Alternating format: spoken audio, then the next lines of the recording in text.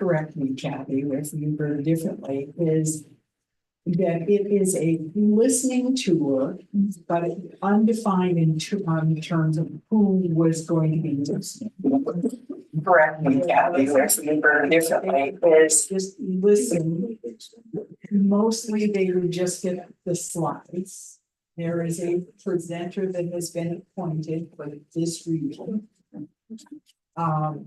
Hi, Going all over the state, and then there is an opportunity how are you? for public Good. input at Would you like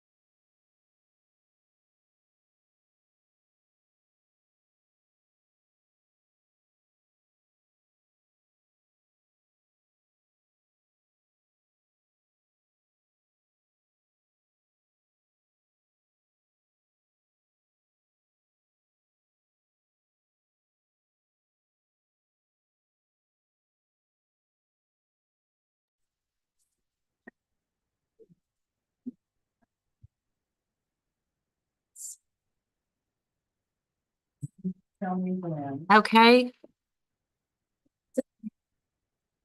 Urban renewal first.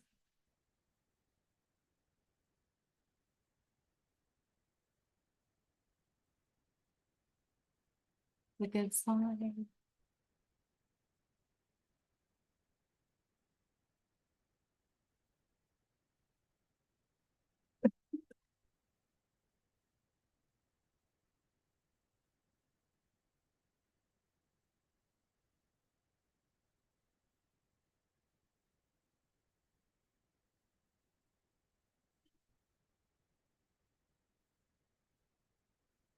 I will now call the June 2024 Urban Renewal Agency meeting to order at 6:12.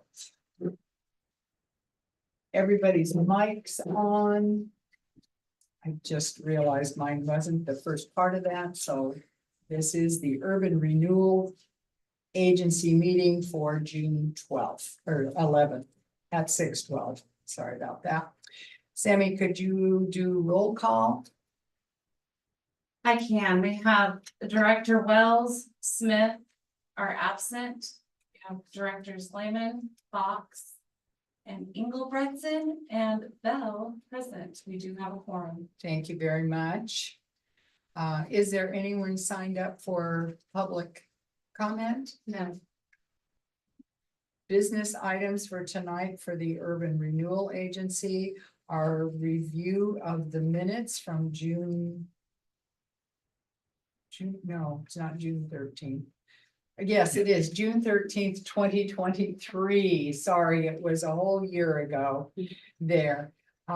So if everybody's had a chance to take a look at those. And then also we have changes or edits for the February 14th. 2023.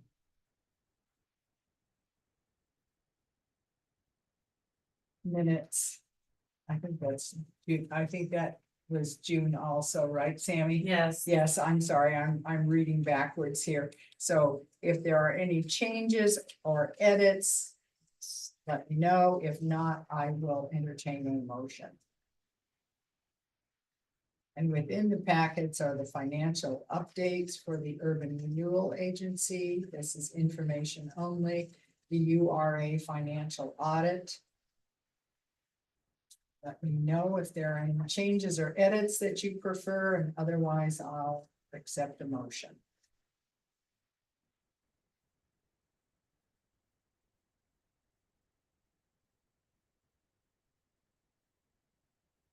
I move that we accept the minutes from June 13th, 2023 as presented. Do I have a second? I'll second that. We have a motion by Counselor Fox and a second by Counselor Engelbretson to accept the minutes from the February 14th URA meeting without any edits. Can I have a show of hands if we're accepting? We have 4 accepting. Any abstaining or no, there's no one else here, so we have that passes 4-0. We have a public hearing on the resolution for 2024-01-U, a resolution adopting the agency budget for fiscal year 23-24 and creating expenditure appropriations. I will now open the meeting, open the public meeting at 6:16 on resolution that I just read. 2024-01-U. We have a staff report from Mr. Hanks. Good evening. Yeah, I'll give a real brief rundown of this. As the Mayor mentioned in front of you, aside from the April financial reports for information in the packet, as well as last year's component unit audit, which is what the URA is of the city in the audit world. Those are there for your information, but the meat of the agenda tonight is on the budget and setting the appropriations for the Urban Renewal Agency. The final 2 pages of this particular packet are the it's the general fund of the URA in the spreadsheet format that we looked at the prior budget in that same format as the city's budget, and then the actual resolution itself, which sets the appropriations. The URA is relatively straightforward in that its primary function is debt service payments that aid in the annual debt service in the wastewater fund for the construction of the wastewater treatment plant and the step system. This year is proposed to have 400,000 come from URA to the wastewater fund rather than last year's 375. At the budget meeting, we discussed some future strategies in future years. We'll talk about that when we talk revenues and general fund, but there is a higher fund balance, a growing fund balance in the URA. So we notched up just slightly the debt service payment from 375 to 400. And then we did reduce a little bit on the materials and services of the items that we're allocating the URA to pay for. The primary component of that is their portion of the audit. Which is I think 5,000 last year, and it's 6,000 flat coming for the next year, and a few other administrative expenses, but primarily you see the 411,000 is the total, with 400 of that 400,000 going transferring for debt service. Then you can see the 250,000 unappropriated that is kind of growing at a faster pace than the historical 375,000 payments, and we'll provide some options to council in a future meeting about how we may want to strategize the utilization of the URA for the next few years on our debt service. We have talked about maybe doing a work sessions devoted to URA and its use and possible strategies. Yeah, and then maybe it dovetails to the overall revenue needs assessment kind of work that we're talking about, because there's pros and cons to how we can leverage that. So there's some choices for council to make, and we'll want to make sure we lay out the options. The spreadsheet shows the projected budgets in 26, 27, and 28. With a significantly higher debt service payment for 400 to 600,000. That's just to kind of show that possible to do. Again, it has some pros and cons, and that in no way binds the council to that number in the future. Thank you. Are there any questions for staff from council? Councilor Fox, do you have a question? No, you just looked like you had a question. I apologize. It's still lame in writing, so I was anticipating a question. All right, He's questionable. he's questionable. Councilor Lehman, any questions for you? No.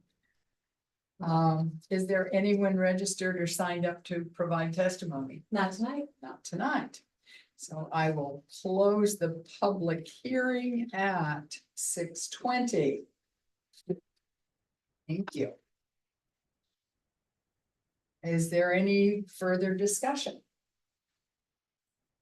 If not, I will entertain a motion.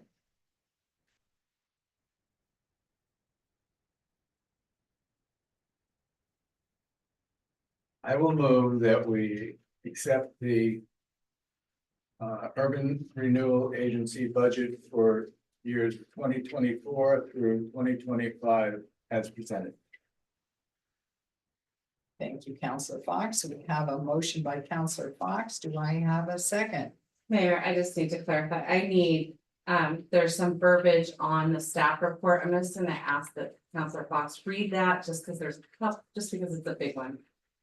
So you're gonna be adopting instead of approving. What page is that? It is actually, Is it number 4 on the Urban Renewal Agency packet? actually go to the very last page, 43. So, and if you just read the resolution title, you're gonna adopt resolution. So adopting a resolution adopting. I will amend my motion to adopting resolution 2024-01-U. Resolution adopting the agency budget for fiscal years 24, 25, and creating expenditure appropriations. We have a motion by Counselor Fox. Do I have a second? I'll second that. Have a second by Counselor Lehman. And I have a show of hands for all those in favor.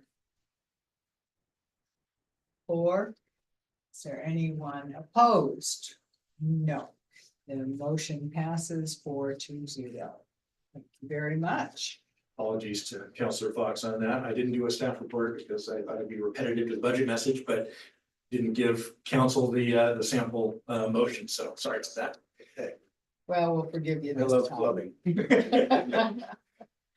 All right, I will adjourn the Urban Renewal Agency meeting on June 11th, 2024 at 6:23.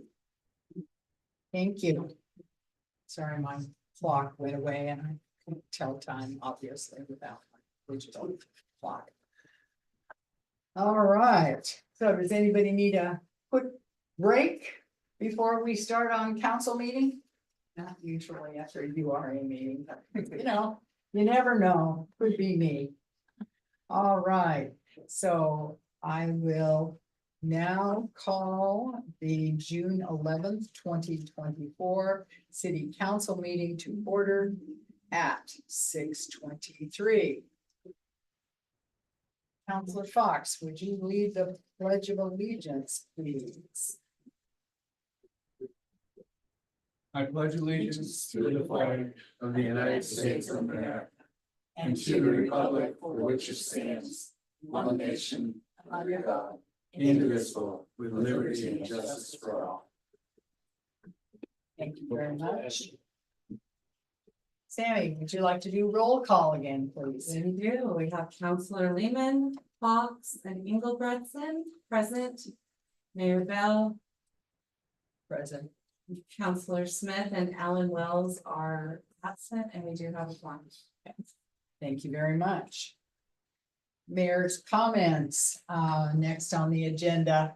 First of all, I'd like to thank Counselor Engelbretson for filling in for me with at both the budget meeting and the last city council meeting. I hear you did an admirable job. Thank you very much for doing that. I, in fact, had a marvelous time in England, but I won't bore you with that. I do want to remind everybody that while it seems like a long way away, the elections are coming up in November. So if you're planning on running, if your term is up and you're planning on running, or if you're not planning on running, please let Sammy know.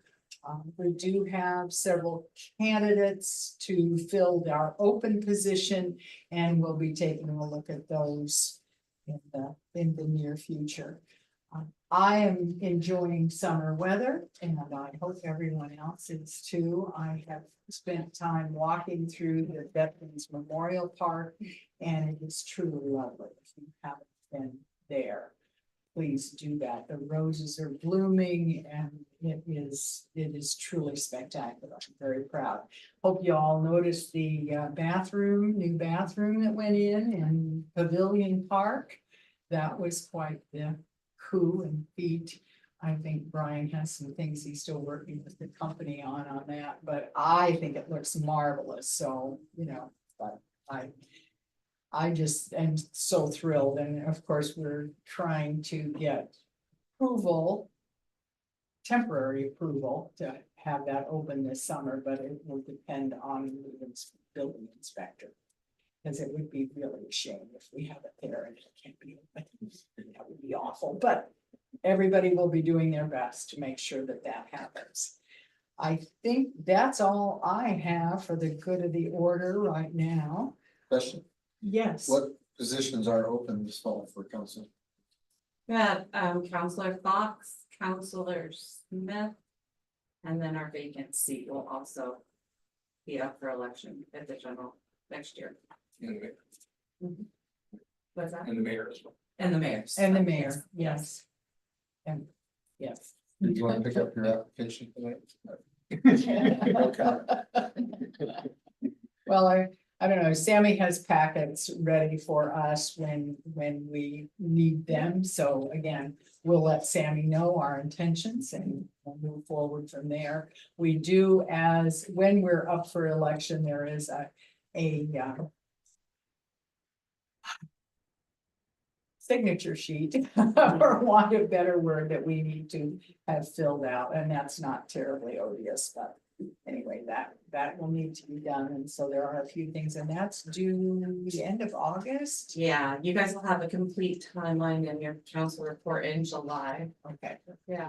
I thought I remembered there was Right. the end of August that those would do. So again, thank you all for being here, thank you all for serving, and it's truly a pleasure to each and every one. So we'll move on to the agenda review.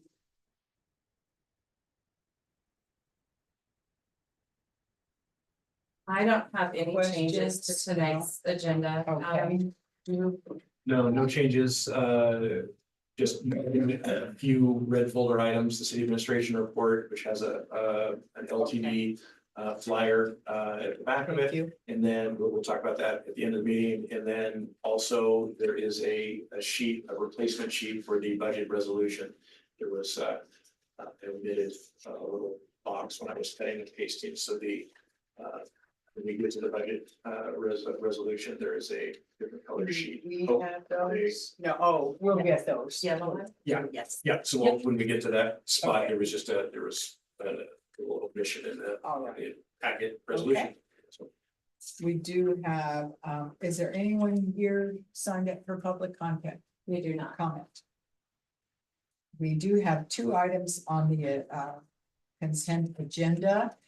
One is for you to support my appointment of Linda Prager and Elise Landry to serve terms of 3 years on the Coburg Budget Committee, and those terms would expire June 30th of 2027. They have both been just terrific on the Budget Committee, both are on. I think they're, well, no, they're not both, but they have been staples on that committee and extremely helpful. And then we also have the minutes for May 15th. 2024 city council meeting. If there are any changes to those that you haven't let us know about, please let us know after the fact, I guess. We don't have any, we do have a special guest tonight. And Megan Dompey is here and just to answer any questions about Main Street as we get to that. Thank you very much. Is there anyone signed up to speak? No. Okay. All right, and we do have several resolutions and contracts to go through just to keep us on our toes. So we have a public hearing for resolution 2024-05. A resolution declaring city election to receive state revenues, ORS 221.770.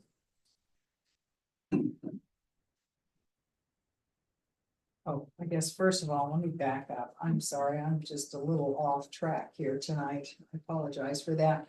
I'll entertain a motion to approve the consent agenda, and there were no amendments, so we can accept those as presented. I will accept a motion when you're ready. I move that we approve the consent agenda items as presented. Second. And we have a motion by Councilor Engelbrechtson and a second by Councilor Fox to approve the consent agenda without amendments. All those in favor? Please raise your hand. 3 in favor. And since there's no one else here, we'll say 0 opposed. Thank you very much. And now we'll talk about the resolutions, and we'll open the public hearing for that. The first resolution is a resolution, as I said before, declaring city election to receive state revenues ORS 221.770. And I'll now open the public hearing at 6:32. And we have a staff report by Mr. Hanks. Yeah, I'll go ahead and give a little staff report for the two resolutions, 2024-05 and 06. They're very much linked. Oh, thank you very much. Yeah, they both relate to state revenue sharing, as we talked about in the budget committee meetings. One is to certify that we as a local government have the services that we under our umbrella to make us eligible for them, and that actually is 2024-06. And then 2024-05 is council must approve a resolution that we submit then to the state to actually elect to receive those revenues. And sometimes they're done in disorder, sometimes they're done in reverse. I've seen it in different cities there. You have to say that you're eligible, and then you have to say you want it. Or you can say you want it, and then you say you're eligible to receive it. So either way you do it, that's what the two resolutions do. And in those state revenue sharing, some of those funds are in our street fund. The remainder are in the general fund for cigarette tax, liquor tax, those kinds of things. And as we talked about at the budget committee, this is quite formal in ORS for all of this, and my take is that it used to be a much more substantial component of everybody's budgets. They're not as significant anymore, yet this process is still in place. And technically, not all cities do have the eligibility to receive them, so there is this is a check and balance on that the state requires. Council Fox. Well, why would the city not be eligible to receive?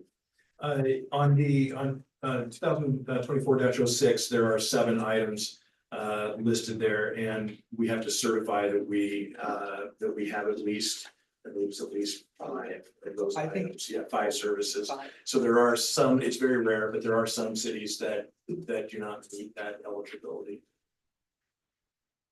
And I suppose even if they're usually very, very small, so that per capita, even if they did get some, would be very, very tiny amounts of revenue, but you have to have at least 5 of those services. We have more than 5. Yeah. at least. Yeah.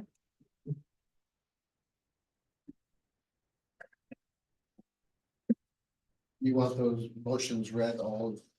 You can do them to the 2 together, yes. Well, please. there's 3 separate Oh. motions if we can, they each Oh, need their own yes. because they're separate resolutions, because they have slightly different wording, and then I'll do another staff report conversation about the 3rd resolution, which is kind of the meat of the evening, the actual full budget.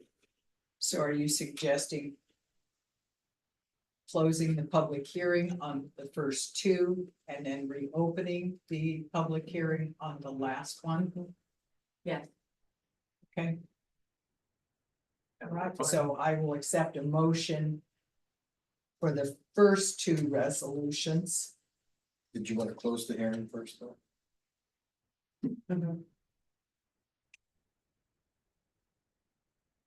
Okay.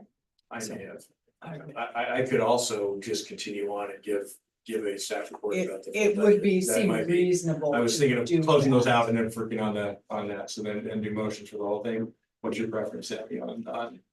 I think Right. I Well, the would, public hearing is open for the state shared Right. revenue, so Right. you'll need to read the script then for the other one. It's just different than they've ever done it that way before, so. why don't we just I do think the I would first 2? close it.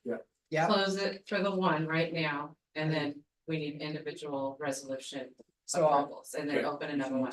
I will close the public hearing for ordinances or resolutions 2024-05 and resolution 2024-06, and I will close that at 6:36. Okay, now I will reopen a public hearing. No, We need you to. you need the No, motions. okay, Yeah. all right, so, okay, we'll get the motions first. Sorry, no, so we need to entertain a motion for resolution 2024-05. I will move. 2024-05 and 2024-06. I would prefer them to be separate. All right. Yep. Okay, thank you. Just a clarification, wondering why it's 2024-05 as opposed to 2024-25. That's just the way they're numbered. The year is 2024, and this is the fifth resolution that we're passing. So 05 is the fifth resolution, it's not, Of the year, it's not year 24-25. Correct. right.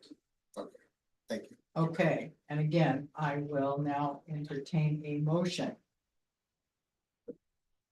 I'll move.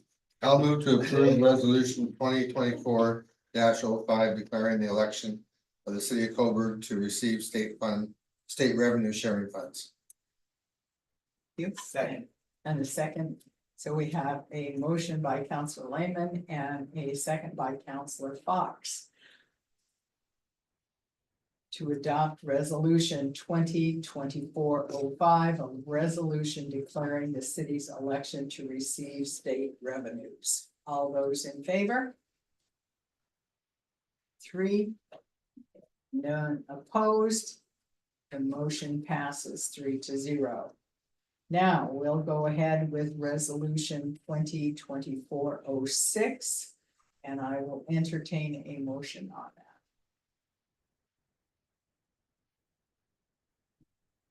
I move to approve resolution 2024-06 declaring the eligibility to receive state revenue sharing funds. We have a motion by Counselor Fox. Do I have a second? I can second that. Have a second by Counselor Engebretson. Please denote those in favor by raising your hand. 3. None opposed, motion passes 3-0. And now we'll do another public hearing. Yes, Open please. another public hearing, yes. At 6:39. Opening the public hearing on resolution adopting the city's budget for fiscal year 2024-25. Counselor Lyman. Creating appropriations, setting the tax, and imposing the tax categorization tax. And categorizing the tax. Open the public hearing. We have a staff report from Mr. Hanks. Okay, thank you. Maybe I'll work backwards a little bit. The function tonight, I mean, ultimately at the end of the day is adoption of or approval and adoption of the resolution 2024-07, which carries a bunch of functions that the mayor just read by title only. The several keys, but it does lock in and establish the property tax rate, which is the same as prior years as in most cities around the state now. And then what it also does is it sets the appropriation levels for our expenditures throughout the year. And that one is a little bit different than I wanted to talk about that. I mentioned it in the budget meetings, but and I think we talked about it in advance of in preparing the budget. We changed the appropriations a little bit in the enterprise funds to pull capital out. So we basically have our staffing and operations and maintenance as an appropriation level, and then capital now separately rather than having those two lumped. It was pretty aggregated. It was a large bucket. And I think we're better suited, both the community and council, to see those separated out. And if we are tight in staffing and operations and maintenance.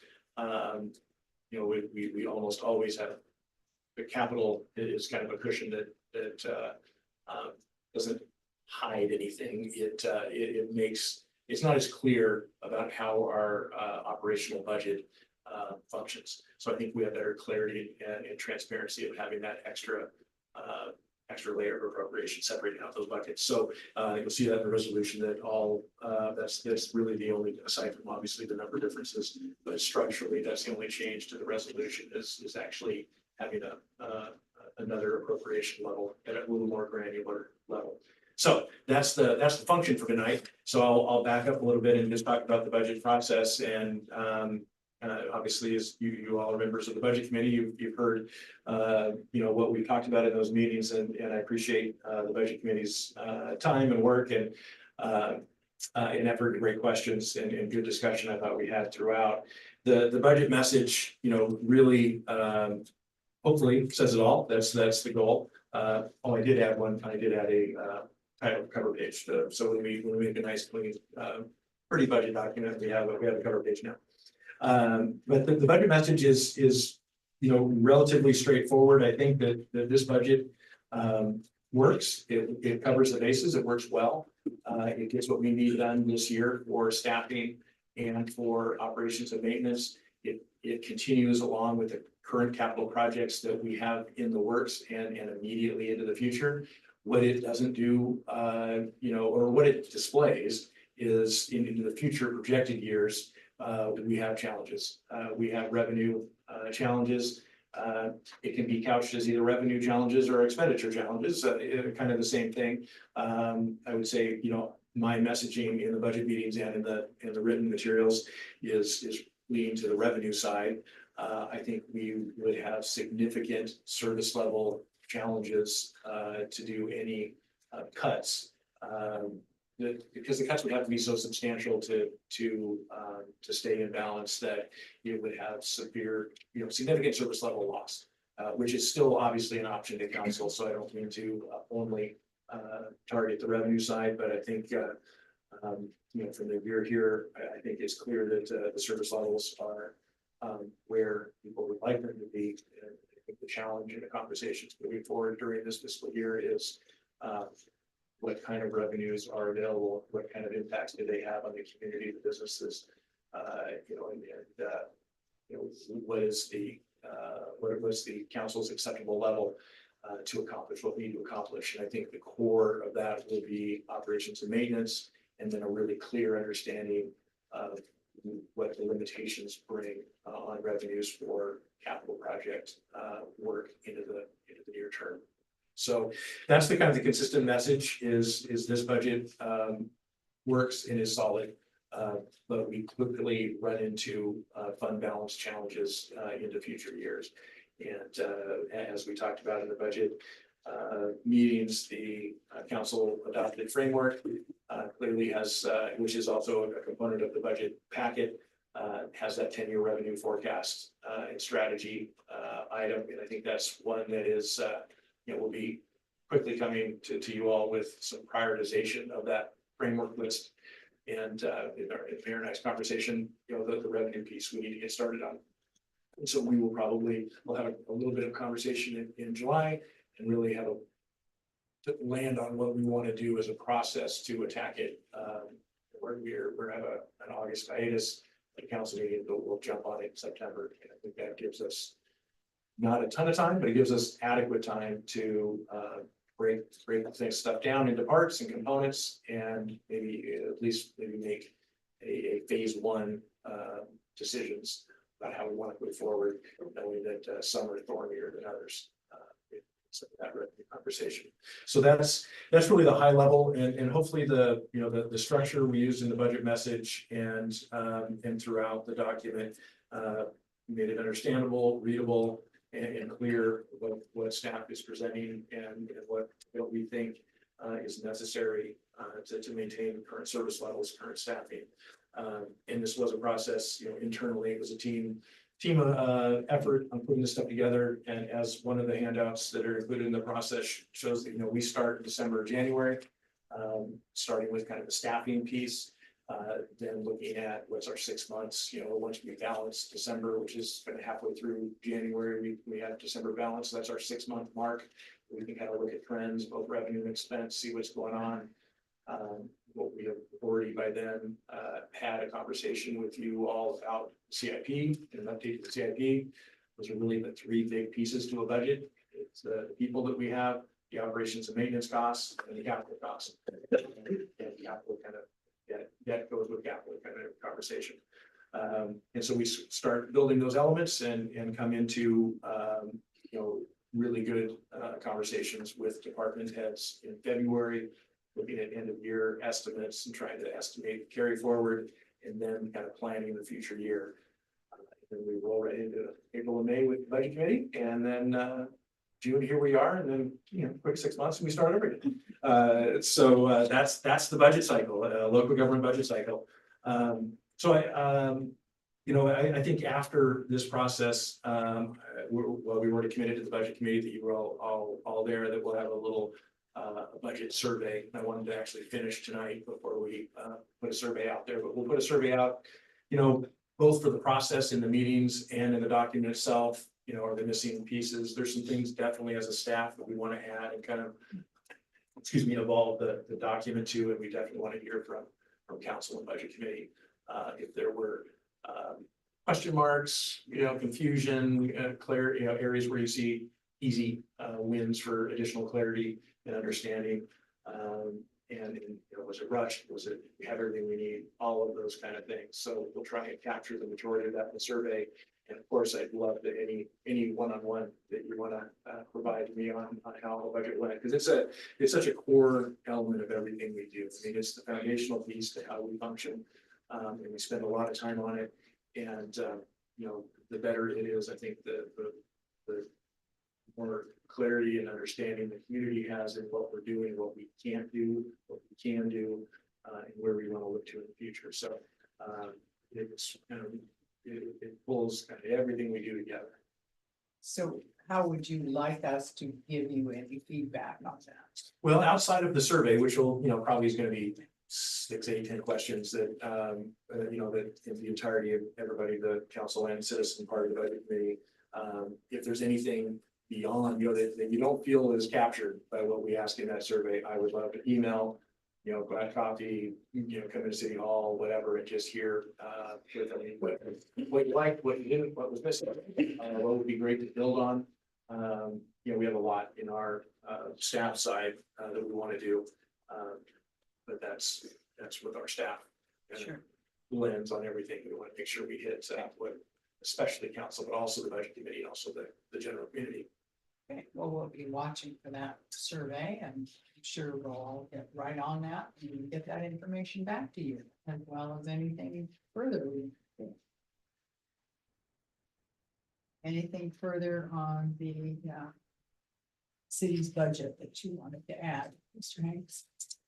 I don't think so. If there's any questions, that's the beauty of having the council as a part of the budget committee, that a lot of that detailed stuff gets handled in those meetings, as they should. So hopefully we're at a spot where there's a comfort level, but if there's any either clarifying points you want to make or points of emphasis, the assumptions used is the budget message, going through that. There is a wage adjustment of 3.3%, kind of some of our goals of kind of getting a structure in place, attaching any of our salary adjustments to an actual index. It is part of our objectives, and really trying to be sure that everybody is clear on these big ticket items, how we are projecting our revenues and expenses forward. And maybe one other piece is just the very constant adage, or it's kind of goes without saying, is you estimate revenues conservatively, expenditures, more aggressively, and any, luckily, local government doesn't have a kicker tax, so we don't have to we don't have to do anything weird with that if we're off in our revenue, in a positive way. Well, that would be a If we have really more revenue. good problem to have. Yeah, and I do think that they're likely, it's hard to gauge how much development activity, how many new connections do those new customers come on in August? Do they come on in February? That doesn't, they're all it isn't necessarily essential, I think, to be right on in the revenue projections. We have to understand our trends. And know generally how those different revenue streams come to us and what drives them. But I would expect that we have a little more revenue to be earned in here or to come in the door than what we but we also often always have unexpected expenses too. So it's not giant windfalls, but what happens when we have more revenue and we stay within our appropriations on the expenditure side and we have more revenues, that does incrementally grow our fund balances, which is something that is, you know, a very big objective of ours collectively as we talk about revenues. Question. So not really for a lengthy discussion here because it is revenue, but I'd be real interested in what the process is gonna be. The discussion, decision timelines for diesel tax, other. Yeah, that, you know, as Mary and I put together, I think the goal is to have that conversation on the July meeting, so next month. And then, I forgot. yeah. Yeah, this is the amended resolution, and basically the change is somehow the box, I was doing them a fund at a time. And the sewer fund, when we printed, got stuck behind another box instead of, so it didn't show up on the printed, it shows up in the electronic version, but it didn't show up in the printed version, it was layered on top of another. So that is, it just adds the box for sewer. So then we have the hiatus in August, we had a conversation in July that gives us a chance on the staff side to start doing some research and organizing exactly all the different revenue streams that are possible, a little backgrounder on them and some suggestions from the staff side about what to do with those. Come back in September and really get direction from council about how you want to approach it. You know, there's pros and cons to like an ad hoc committee. Those often they may take longer than we want to take. You may want to take that head on. You may want to break them into pieces where utility rates are jumped on first, and then some of the other more unique revenue streams are studied a little longer. You know, URA is one that I think is a great conversation, but it can't be an immediate revenue for us. It's a longer term conversation just by the nature of it. There's 3 or 4 years before it would the changes, alterations would really come into fruition. So that's how it kind of Mayor and I have talked, you know, briefly about how we move from budget completion to talking about that revenue. And I think it'll sort itself out into these tiers of kind of more traditional and normal that are done kind of annual or every other year anyway, to some of the new stuff, and then some of the more meatier challenging stuff. And I would say, you know, I probably preliminarily put diesel tax in that. We'll have a more in-depth discussion Yeah. in July meeting. Yes, we will. Yes. We'll be able to at least. So organize hold on to that Yeah, thought. Yeah, but it, you know, it does need to happen. We don't have a whole lot of time to waste on that. Is there any other questions? Is there anyone signed up to speak? Not No? tonight. So I will close the public hearing at 6:55. Resolution 2024-07. And at this point, if there are no other questions, I will entertain a motion. I move to approve resolution 2024-07, adopting the fiscal year 25 annual budget, setting and imposing and categorizing property tax rate, creating appropriations. We have a motion by Counselor Lehman. Here a second. Second. We have a second by Counselor Fox. To adopt resolution 2024-07, adopting the city's budget for fiscal year 2024-25. And creating appropriations, setting the tax and imposing the tax and categorizing the tax. All those in favor, please raise your hands. 3 in favor. None opposed, motion carries. 3-0. Thank you very much. So our next agenda item will be the North Willamette Macy Harrison Street Reconstruction Project bid award and contract approval. Mr. Hanks, did you want to talk to us Yeah. about that? Yeah, this one's a exciting one to get to this spot. We've worked a whole lot on this one. This one started before I was here. And it's a great project. Brian and I took a little extra time to work with Branch to really get some of the details figured out. And because this is really our first major local street full of reconstruction, it kind of sets the bar, sets the tone. And we want to make sure that we are addressing all of the details, because that's usually what makes or breaks these projects in terms of the residents that are adjacent to it that use it every single day. The whole community uses it, but those residents use it every day or impacted by it. And we put out a letter to all of, there was I guess there's an open house, I think not too long before I got here in the spring of 23. You kind of look at preliminary designs for this project that encompasses, I should say that just for the record, it's North Willamette, turning right on Macy, and then coming back south on Harrison. And that, it's in really bad shape right now because on purpose, because there's a water line project that further deteriorated the road. So it's in dire need, and this is going to be great coming. So those early plans were, I think an open house was done.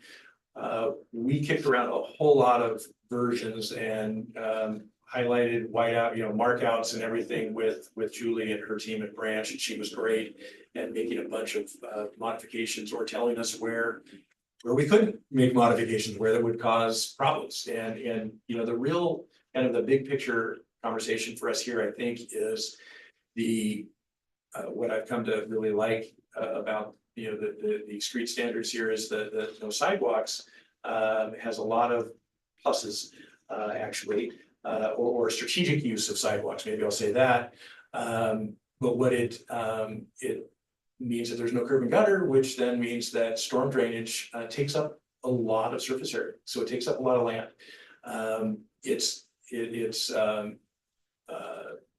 So it can create challenges with fitting everything in.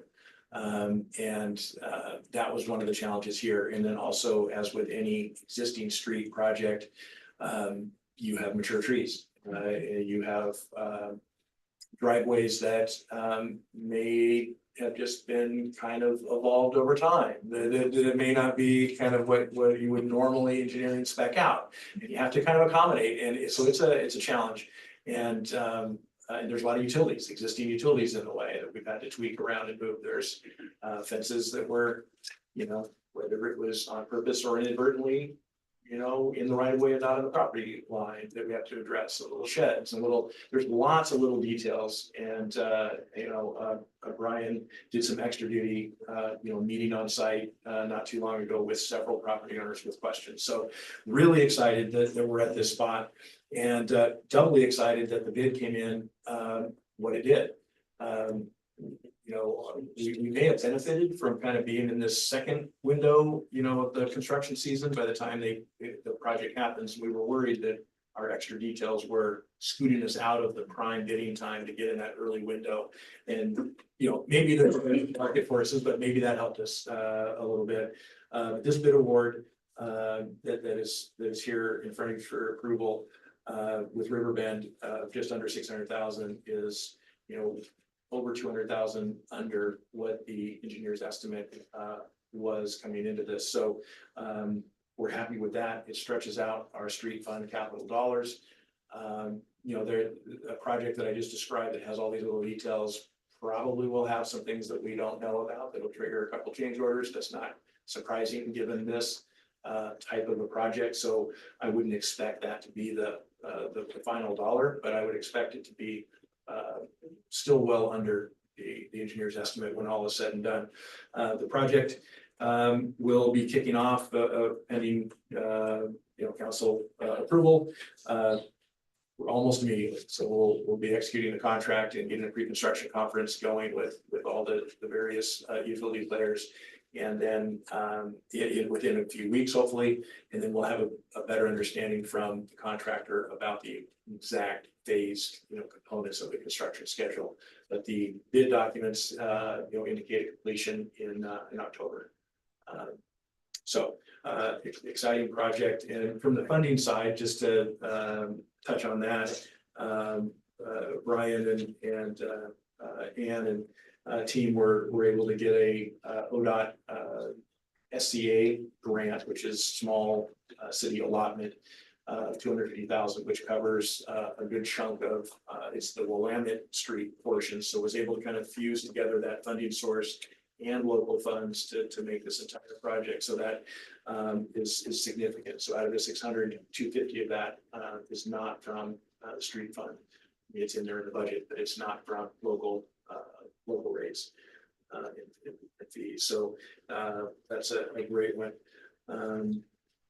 The bidding, the other part, this is the role here for council. I'm going through how great the project is, but the role here of council is the local contract review board. And as the local contract review board, your task is primarily to look at the bidding process and making sure that the process was followed. We have the benefit of having Branch help us with the bid packets and the process. And that makes these projects go much better when we coordinate and have their assistance on doing the bids and the intent to award and all of that. So the breakdown is here for you in the contractor. It was great to have 8 total. You didn't have some of the things they needed on the technicalities to be counted in. So not all 8 were technically deemed responsive, but still a very good selection, a very good range of price points. So we are excited that this is in front of you for your review and approval of the bid to Riverbend, unless there are some mostly procedural type concerns to how we did awarded the project. Can you comment on why it was such a wide discrepancy between number 7 and number 8 versus Riverbend? The sheet behind it has some of the breakdown, the sheet that there's 39 different components. So you can look at those components. I think in aggregate, a lot of the differences are based on. You have my sheet. Oh, yeah, mine's a lot easier to read. I didn't see that. Yeah. Well, I'll need it magnified. I think when I was Again, 20, I couldn't what remember. we're looking at this point is the process, Right. not all of the So- detail. This does, and I think electronically zoom that screen up to see what you need to see. But some of them, the range in general, without getting into the details of this, which is really what Branch does for us, and then with us at the end, we review it. Some of those are due to, do they have a lot of projects going already? Do they have, how worth it is it for them to incorporate our project into it?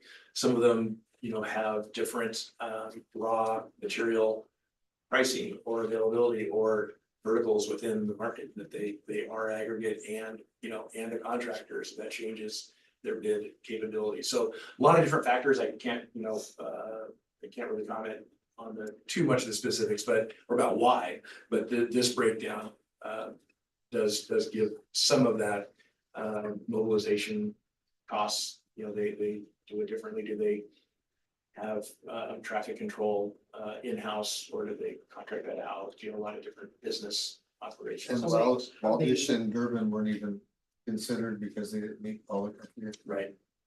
Yeah, that's part of the definition of being the complete and responsive. The and responsive part is part of our bid. That's compliance with the bid packet. It was I don't think it was substantial, but it did not meet.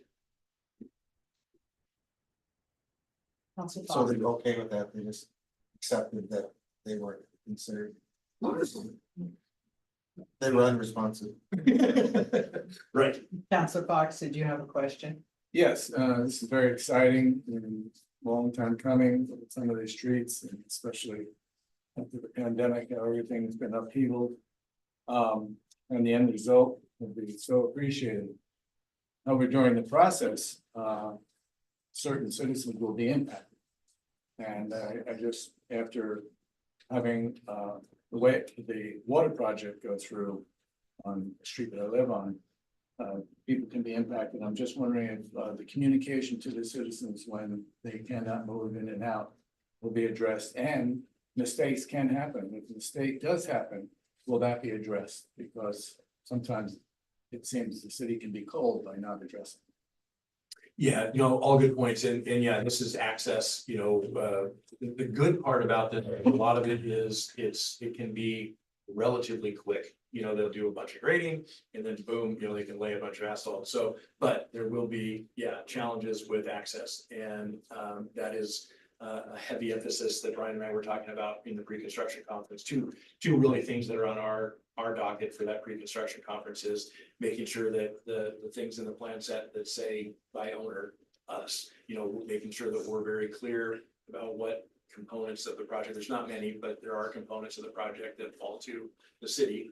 We're gonna have that written out and clear and communicated to the, to everyone there to say, here's what we think is on our shoulders. Does everybody agree? Did we miss anything? So we don't have anything left out there where everybody points and said, I thought it was you. And then on the communication side, we definitely recognize that that's a combination. That one is gonna be on our shoulders, but it's also on the contractor's shoulders, not just the contractor's shoulders.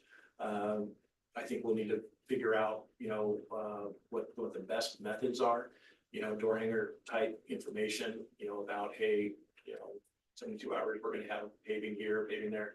I don't know exactly how the bidder is planning to segment everything yet, and that'll be at the pre-construction, but after the pre-construction, we'll have a better sense of the timing of that, and so how we can get out noticing early. Some of it will be on site.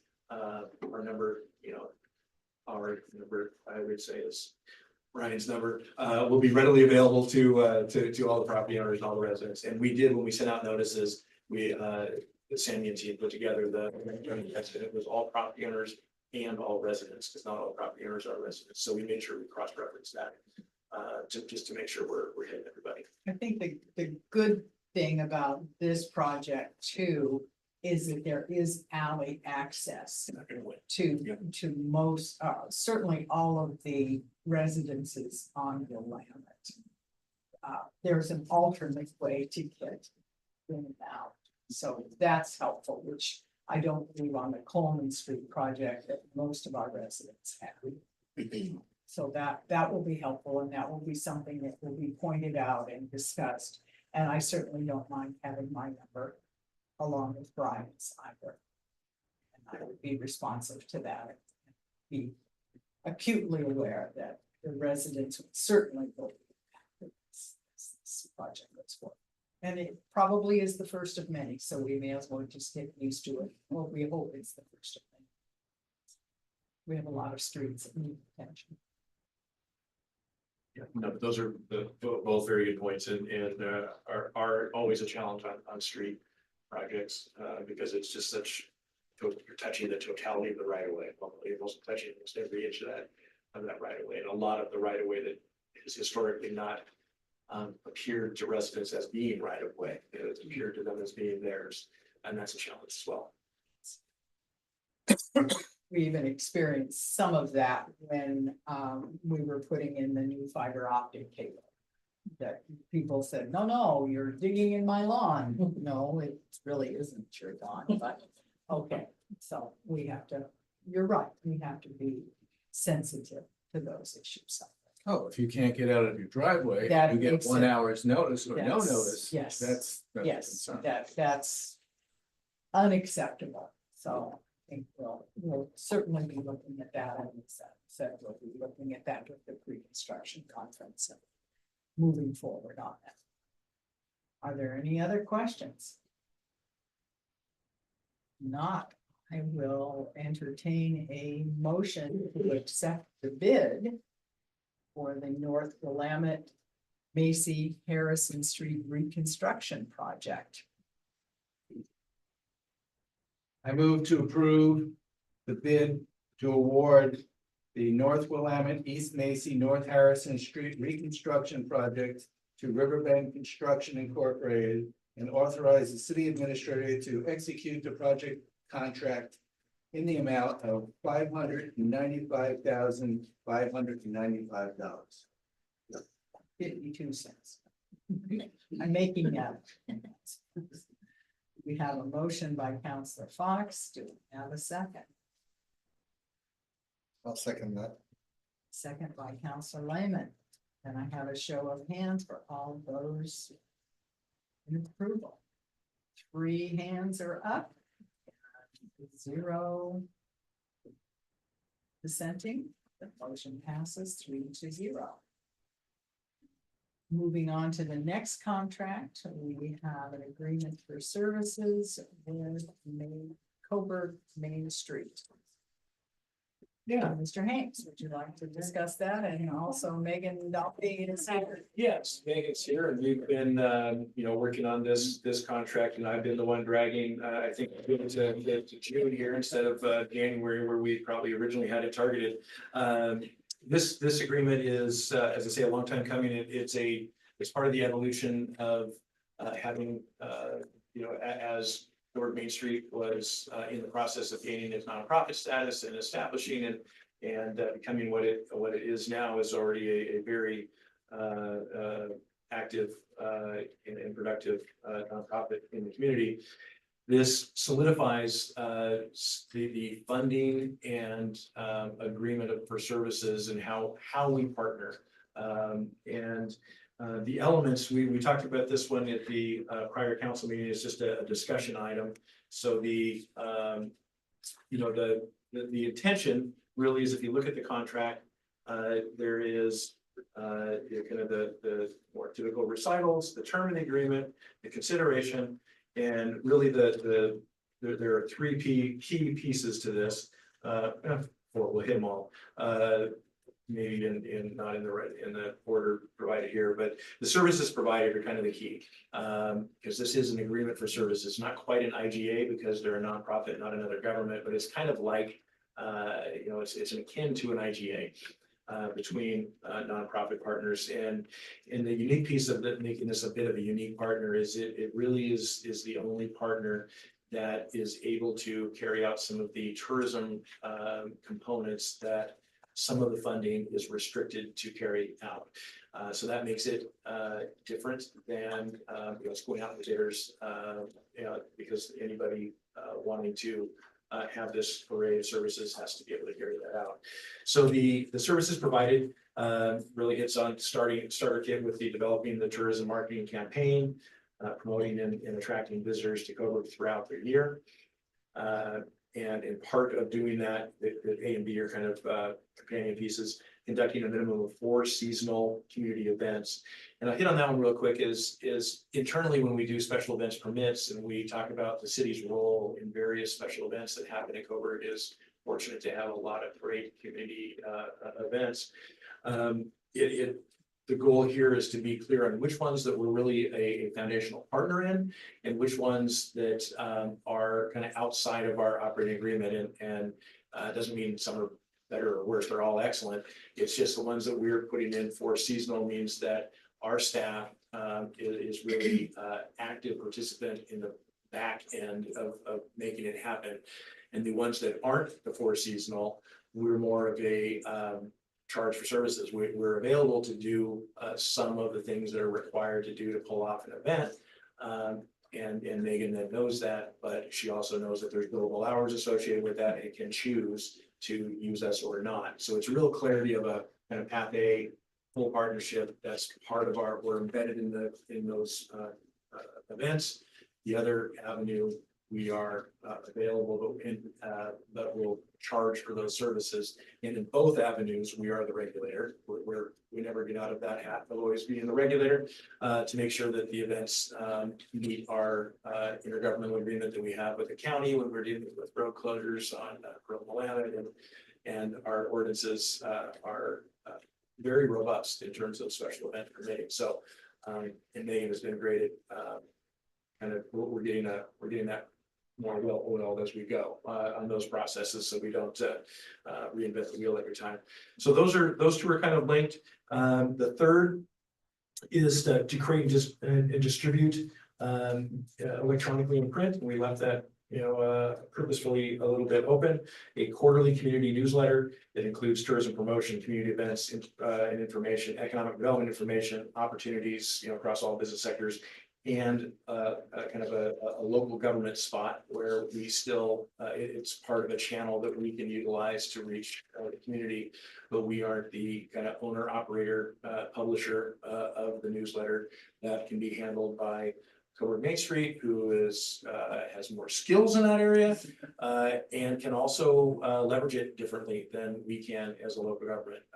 They can potentially, have sponsorships and do a lot of different things. And I'm excited for that one because when I first got here, when I was researching and going through the process here, I was really impressed with the newsletter that has been published here, and that's an amazing product and amount of work for a small community, a small staff. Those are, and I know that that's been missed by people, and I think this is an opportunity to kind of put some fresh air into that and revitalize that. And I know Megan has all kinds of plans to how to make that happen. And we still, from the city information side, still get to utilize that as a communication channel to get information out. And then the final piece is the information kiosk, and that's just it's not a major component of this. It's funny that it took up the most words out before, but it's probably relatively small in terms of what it is. It's just clarity about that Coburg Main Street does have some responsibility and control of content for that information booth. And again, as we talk about this whole thing, it can be, this agreement for services can be amended, modified, tweaked every year based on what's working, what's not working, what Coburg Main Street is wanting to accomplish. And I think this gives us a framework to do that each year. The number 4 is the use of facilities, and this ended up being a topic at that last month's meeting that I thought was really good conversation, is the creation of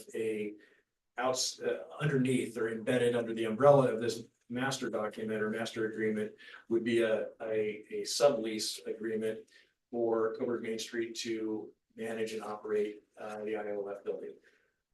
The city pays $12,000 a year. We're a year and a little bit into a 5-year lease, and as my take and my understanding of the primary objective of doing that was to preserve its ability to be used by the community for events and gatherings and services, and to ensure that the asset decision making stays local, rather than it falling on as some places like this of different private nonprofit entities go to a national association and decisions are made outside the local community.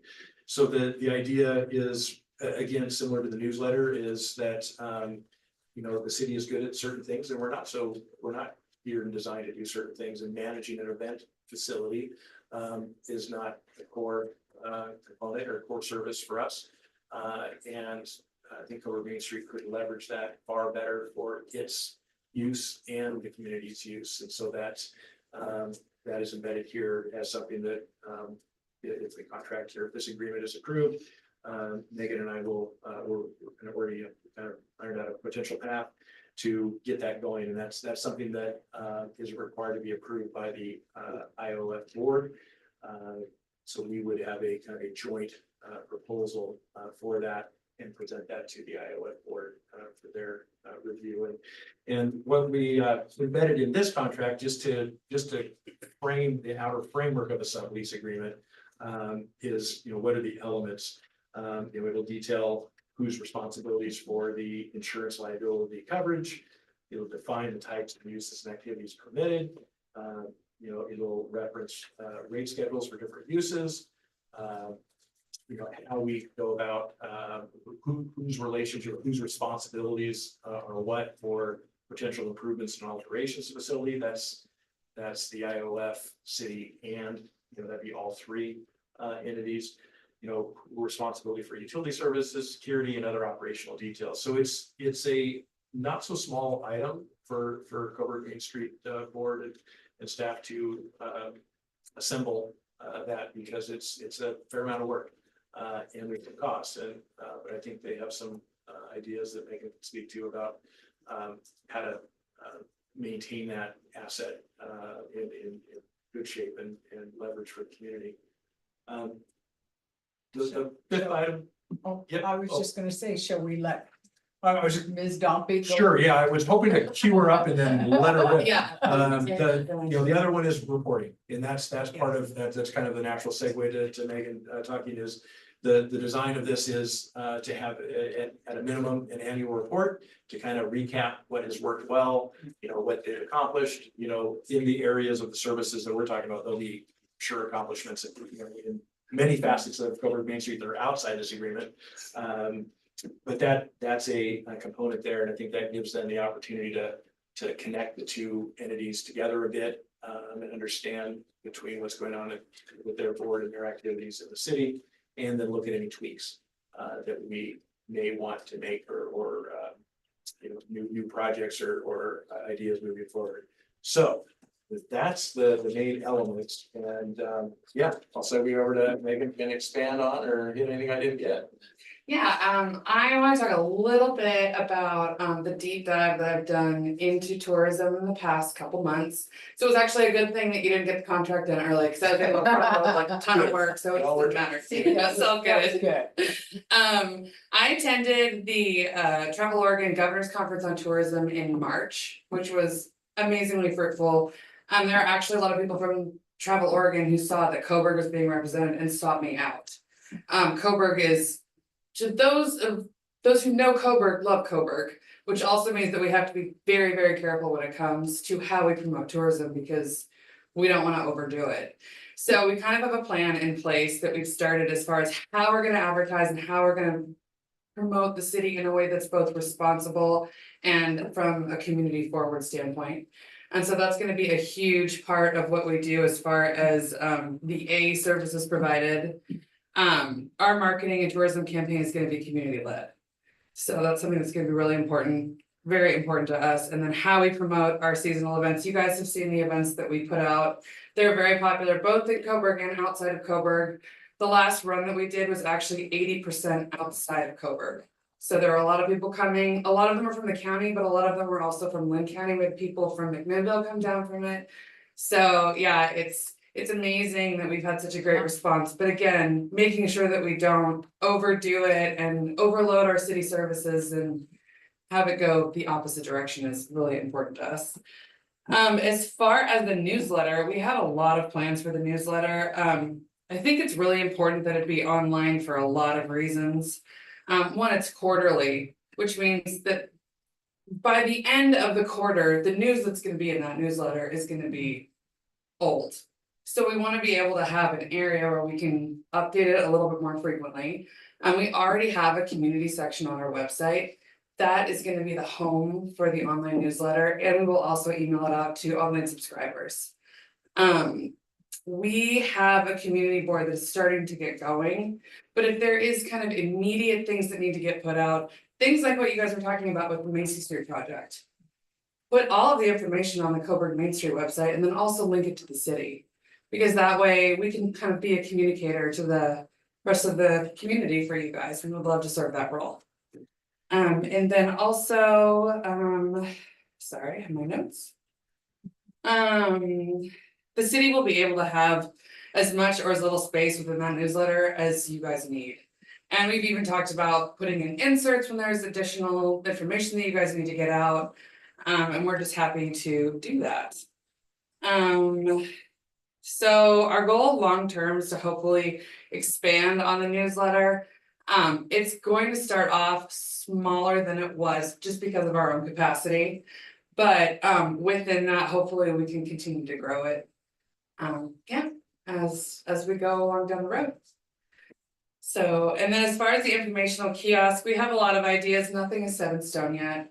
I have talked to some tribal leaders up in Grand Ronde about maybe turning it into an information center about the Kayapui Indians who were from Coburg. And they had a lot of information for me and we're very open to it. So yeah, yes, John Fox. Two questions. Yeah. One, the second one first, the kiosk, Yeah.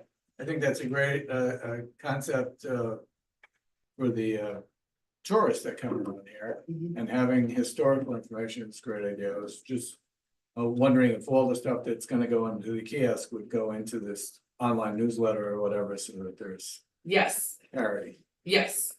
As far as, are you talking about the information about the Kayapui Indians or the information that we're using Well, that's the now? most recent thing in my head, but, yeah, whatever you put on there. Whatever we put on there. Also be put on. Yes, Facebook. actually, that's a really good idea. It would be very easy to do, would be to have a section about that info booth. Anything that we put in there could easily be duplicated and put online in a digital format, so yes.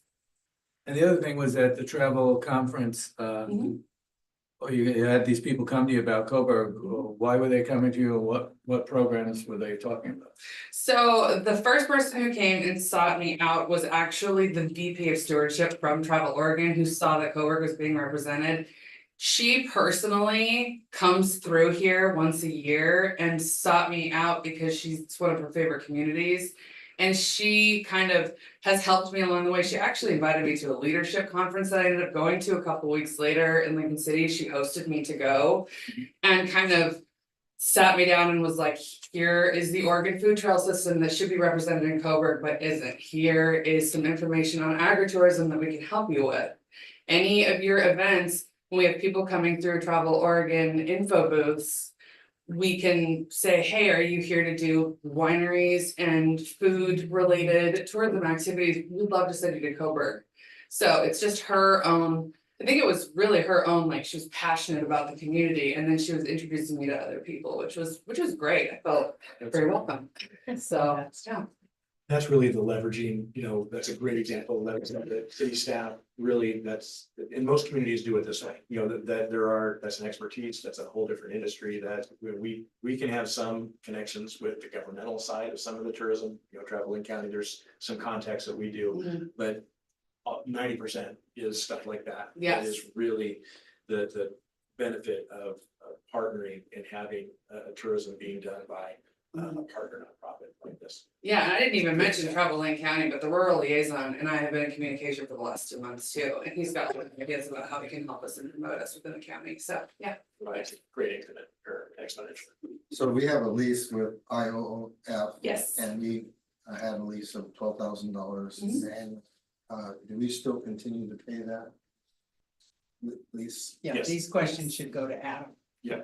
And then do we then charge an amount for subleasing it to Main Street? Well, that's part of the conversation, and when we get that sublease put together, we can have that conversation. The intention, right now, or at least the original is no.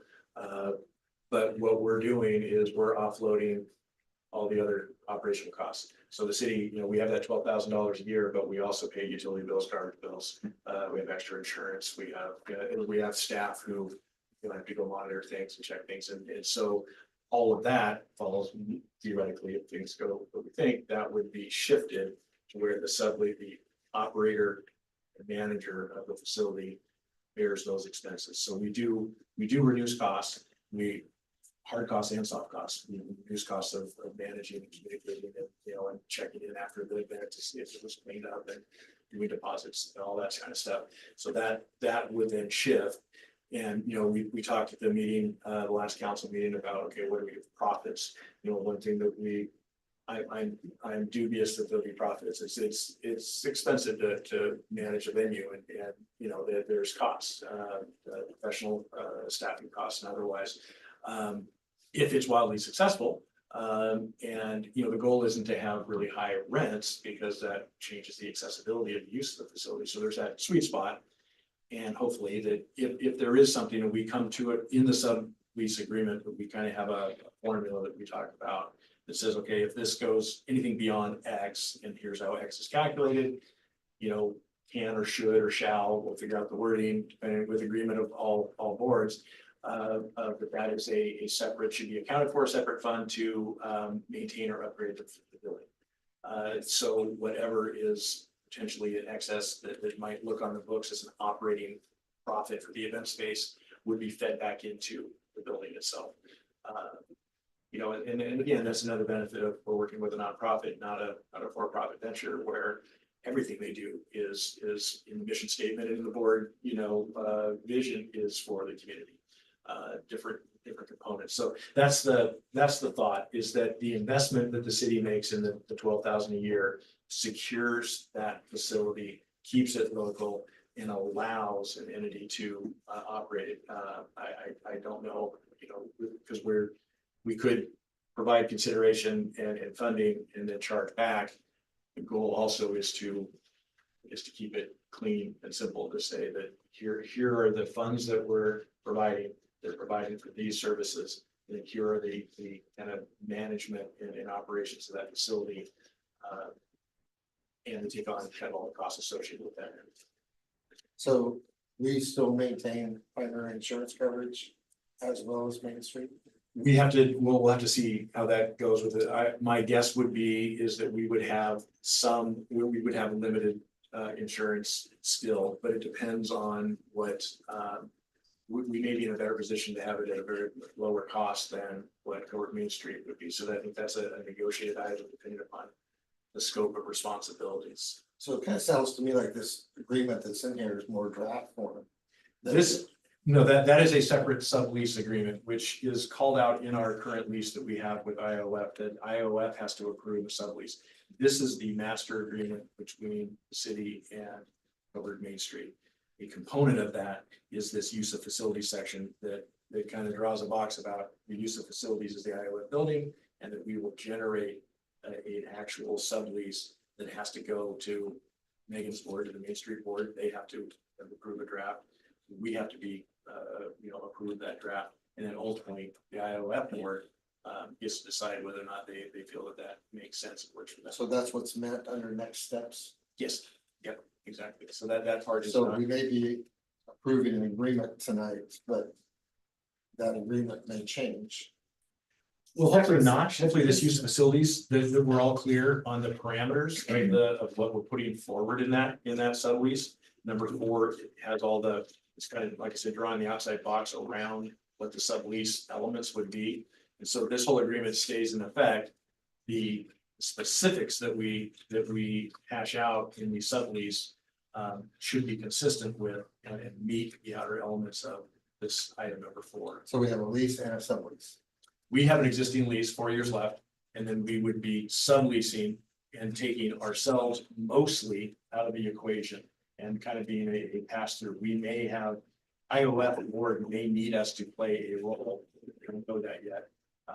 If we can, extracting I think we want to extract ourselves out the maximum practical and feasible front end, shift that over to Main Street. So where it says it's an agreement for services, is it actually agreement for services, or is it an agreement on the lease? It is, number 3 is services provided, so it is services right there. And then the additional agreement that's in this is about also negotiating and executing a sublease specifically for managing and operating the IOF building. So the sublease agreement will come back to this body also. Yes, it will. Yes, But once executed, then Main Streets would take over and. Yep. Try and make it a workable environment. right. Exactly. Yeah, you utilize it more than it's being utilized right now, expand its utilization, expand its kind of that's really the whole point, is that they are better suited and better leveraged to utilize that asset for the community than we are. Yeah. I did look at the existing lease, and the goal would be to make the sublease kind of match the length of the term of this lease. Because in 3 or 4 years, there's a lot of things that may happen. We may want to back out. We may want to be a bigger player. Coburg Main Street may have a funding opportunity to purchase, a lot of different things happen. The idea would be the sublease would match our lease, and then at year 4, all of us get together and say, okay, what does the future look like with this building? What does IOF think? Is it a liability or is it an asset? Exactly. Exactly. Exactly, yep. And it is interesting to me that when I was looking at the existing lease that we have, permitted use of the premises. This is our lease. The premise shall be used as a community asset, which may include a museum or display of historic artifacts, office space for Coburg Main Street and or meeting space, public meetings, rentable event space, rentable kitchen, maker space. So when this was executed, before I got here with Ann and council, it was really identified as that was one of the objectives, because it's specifically called out Coburg Main Street in here. I think a little bit before they were truly deemed nonprofit. There was a yeah, Coburg there was Main plenty- Street, yeah. but It was under it the had umbrella of not the city. achieved Right. Yes. nonprofit status Right. yet. Yeah. But that was the direction we were moving. Everybody Exactly. was moving. Chamber had dissolved or was in the process. Yes, And shifting to Main Street. And the council's opinion and movement at that time was we wanted to preserve that building as an asset to the community. And exactly how that was going to go, we were unclear at that point. Certainly didn't have it written in stone. But it was, we knew we wanted to preserve that building and we wanted to take the next steps forward to do that. And really the section that I read in the permitted uses 4.1 of our existing lease. Having Coburg Main Street listed here, to me, as a permitted use means our sublease really is taking that and kind of Yes. blowing it out and giving definition to that, because it references it as a permitted use. But we would like IOF to be clear and comfortable with who is day-to-day managing and operating it and have real business clarity about that. And that's really the goal of the sublease. because we are gonna be separate now. Right. And Yes. so we're no longer under the umbrella of the city, but by saying that also, I'm not anticipating, again, anticipating is the word, I'm not anticipating. Any profits whatsoever, and if we have them, this council has a say in how they're used. That's gonna be part of the agreement, as far as what we do with it, how that we give them back to the community, because we are a nonprofit, we're not supposed to be making a profit on anything, it's supposed to be going back to the community, so that's really. But there are costs to operate that thing. Yes, there are. Yes, There are lots of them. Would modify that. It's okay to make a profit, you just have to refunnel it. Well, that's exactly right, There we I was gonna say, It's and not. It is, you have to make a profit to continue, you can't be yes, going in the we are red. not But for you're profit. absolutely correct, Councilor Yes. Fox, it's what you do with that money. How That's does it go correct. back in to improve the product? Councilor Lehman, do you Yeah. have a question for Ms. Dumpy or for Adam? Yes, So, you have a board of directors? I do, And have you approved your budget for this next year? yes, What's your budget I don't have it in front of me, I'm sorry, I have to look it up. ballpark? Our budget for this year is, I believe it's around 35,000. And do you have a fee structure for each event that you post? So that's something that we're developing right now and easily something that we could prepare and present to you. Along with when we figure out the. And we'll be paying the $12,000 annually, so if City of Coburg wants to use the facility, do we pay a fee for that? No, You have some provision in there that, the part that, we just put it broadly here, but we will have a sublease because we do have an agreement already in IGA with ELCOG for the senior program. So there's things like that again fit both of our missions, the city, and that's why, having a partnership like this works really well, is there are things that the events, that facility can house that are, that may come from our side, and may come from there, and we will, in the sublease, be able to and have categories, community versus private versus city, and they would have different rate structures. Where I'm going with this, because we only have 3 votes, and I'm leaning towards a no vote, and I don't want to necessarily do that. But I just find that the agreement here is too loose and unstructured For the facility or for the agreement between the parties? for the agreement between the parties. What part is too loose? Well, it just seems to be that there are so many things still to be decided as to the agreement between. the What's parties. left to be decided though, other than the IOF, not to be contrary. Uh-huh. Well, Services, if I might add, the services are very well spelled out. The part that is still undecided is the sub method. And that has to go through Main Street Council, City of Coburg, and the IOOF and come back to us for approval. Yeah, and what I like about that is because I think we embrace the IOF with our hearts. And right now, I think it's a financial liability. I haven't seen the cost benefit analysis or the return on our investment, and that would be nice to see. But if someone could try in the next 4 years to make it at least a wash, then that would be encouraging for the future. As opposed to, I'm like, why can't we bail on the lease now? So. And I don't want to see. Mr. Hanks, do you have anything to? Yeah, just maybe to add on to Councilor Lehman's concern is, it is purposefully, looser on that use of facilities section. So number 4, the intention was to draw a box of elements that the sublease would contain, and it's purposeful because that is really the right to execute that is IOF, not us. So we put a proposal together that the Main Street Board agrees, because they have to take on cost liability. It's a chunk of the pie that is their staff. I believe we are looking at the staff. Yes. Over Main Street. So So they have to commit to the pie, the portion of the pie that they want to devote to, as Councilor Fox said, to trying to operate and make that somewhat viable, to at least cover the operating costs. And the goal of making it usable to the community, but all of that board has to land on what they, how they want to use their resources. We have to be comfortable with how that original 12,000 a year decision and 4-year lease, how we want that to function.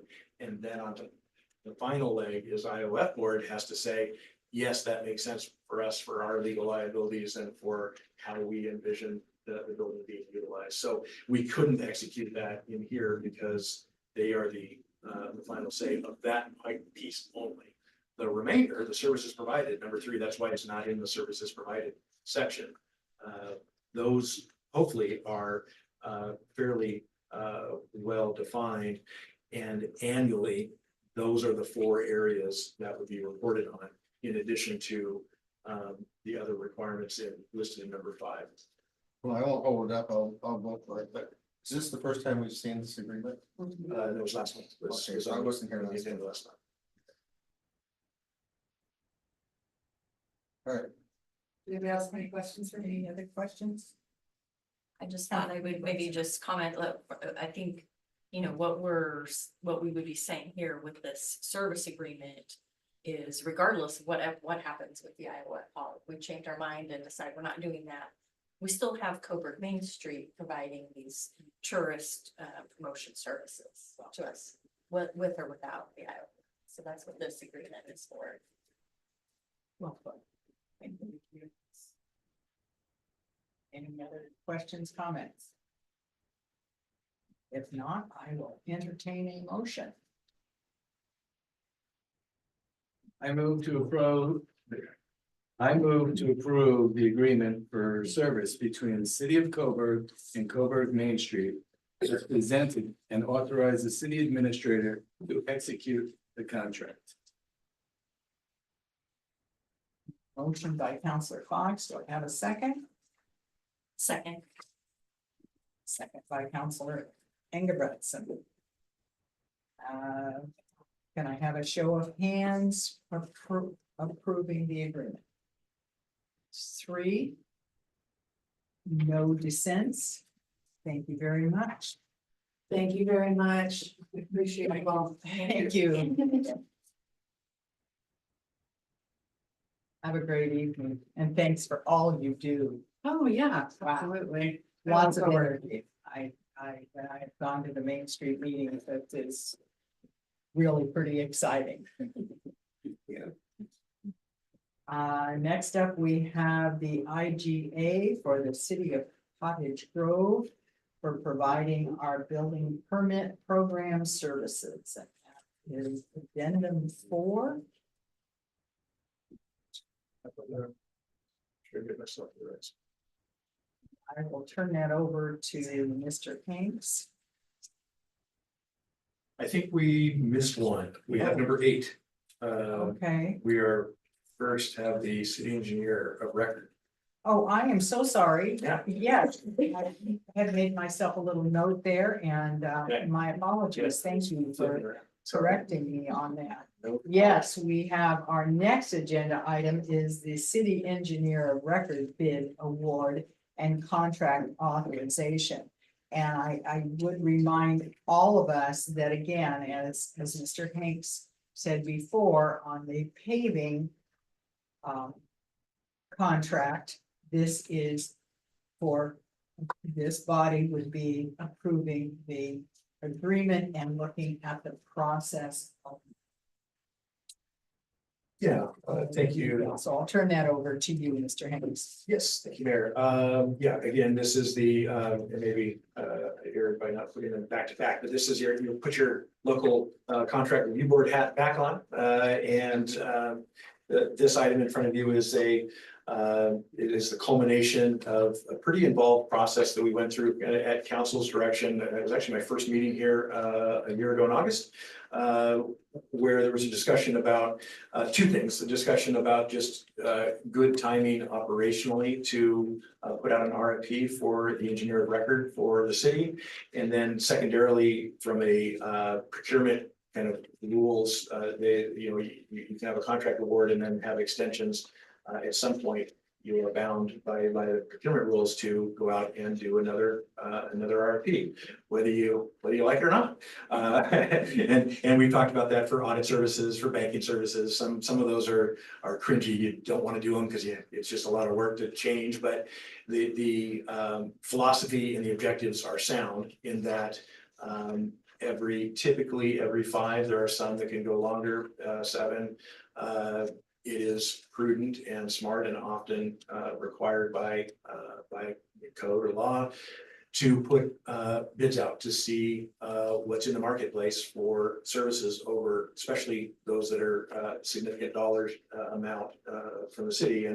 And obviously the engineer of record with all that we do in capital projects is an extensive contract for our scale, at least. And this process, as I say, that was discussed in last April, or last August, excuse me, when I got here, and we kind of started building the RFP scope and package in January and February, utilizing legal services of LCOG, Lane Council of Governments. Their newest attorney, Jim Cheney, who works with Ann Davies, happens to have this in his professional background. He was a significant contractor in his early days, and then he was general counsel for public works operations for Lane County for a number of years after that. So very well versed in engineering services, bids, and all of that. So we leaned on Mr. Cheney to help us develop the bid packet that is in your council meeting packet, and that culminated. We put that out in April. Was due at the end of May, and formed as we talked about, I think at the May meeting, put together a scoring committee to review. Typically, this kind of process would be heavily involvement of our engineer, obviously, when we're doing an RFP for our engineers. They were not part of that process, the development, obviously, the development of the RFP itself or reviewing it or anything like that. So we did this one with LCOG and a lot of heavier lifting than normal internally. And I think it was a really great exercise. We made personal contact between Brian and myself with all engineering firms within 100 miles to make them aware of the bid posting. Knowing that not all of those firms are in the niche business of being municipal engineer of record. They might do public projects, but that's different than being an engineer of record. We received interest and calls and the plan holders list was much larger than the final the submittals, but we did receive 2 very qualified submittals. And in the bid or in the council communication is a little table there that shows the ultimate scoring that went into making the intent to award. That's a requirement of ours administratively, is to publish an intent to award, and that intent to award went to Branch Engineering over Civil West by a slim margin. The committee scored them independently and then met and discussed that. In addition, did not score the references component until we met, because that was done by staff. We checked all references, had phone interviews with every reference that each of them put, and asked for several additional supplemental for in case we needed more. And then those scores were completed in the committee meeting and then assembled into that final table you see there. The scoring, in this case, this is a professional services contract, not a bid for public improvements. So a professional services contract, it is more of the typical to have a higher ranking based on qualifications and area of expertise rather than purely rates. And in the top of page 2 there of the staff report shows the breakout of the scoring. So out of 100 points, 30 points were the maximum for their qualifications, 30 for areas of expertise, 10 for their capacity, their ability to properly service as we feel we need to be responsive to that sort. References is 10, and then rates is 20, making up the 100. And there's a little more definition to each of those 5 categories in the bid packet that kind of says what we were looking at, or what did they have to submit for qualifications, what they submit for areas of expertise, capacity, references, and rates. So all of that was reviewed, and the final recommendation of the committee, as you could tell, was very competitive comparison between the 2 firms. Each had their pros to wrestle with. Is a recommendation to award our bid award and contract to Branch Engineering as our engineer of record. Glad to answer any follow-up questions you might have. It's a box. How long have we worked with Branch Engineering? My understanding is there's been 2 stints. There was a break in between there, but a substantial amount of time. They came back aboard. I don't know, Brian, if you have a number. I believe it's more than 8 years consecutively in this current run, and there was some prior.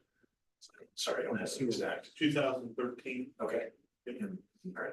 I believe. So 11 years. And then there was a That's- short stint with a break way earlier than that, but smaller stint.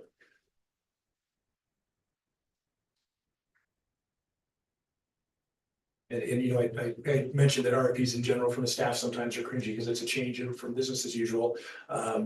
And this one was, I think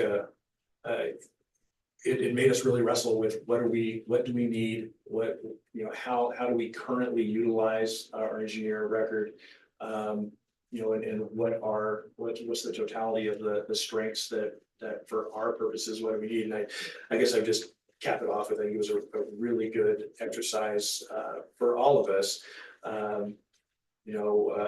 Brian and I, are heavily embedded with the engineer nearly on a daily basis. So it was really good to take a step back and look at our scope and have spent some time with Jim at LCOG and say, what are we looking for? What is the scope of services? And we're not probably typical. There are, I'm not sure if any city is typical. There are some cities that don't have a whole lot of capital projects going on, and they're required to have, everybody's required to have an engineer of record. But they may not do much. They may, if there's a development question that comes up, or if there's a, hey, we need a spec for a driveway apron, very nominal kind of utilization of an engineer. When you have projects, capital projects, you use an engineer differently. So you're using them as kind of the city engineer for Q&A general questions and advice within their scope.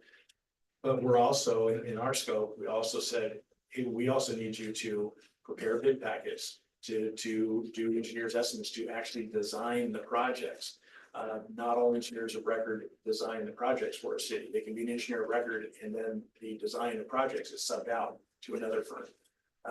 So that was part of our conversation in developing this bid, was what is the kind of operational structure? What are we asking this for it? And I think that's why we ended up not having a huge number of respondents, because a lot of engineering firms are very comfortable and familiar and utilize they'll bid on, they'll do public project design. But doing that and being the engineer of record means that sometimes they don't get to, it's a niche. It's a niche to kind of be all of it, but be the kitchen sink. And we're asking our engineering firm to be quite the kitchen sink.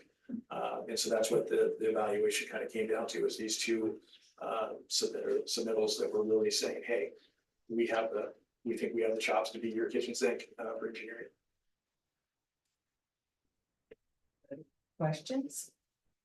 About the process that was followed, Council Fox? I was just gonna ask, when was the last time this review went down? A review like this? Of the like an RFP, like Yeah. checking the marketplace for Putting that. it out. I think it was 2013.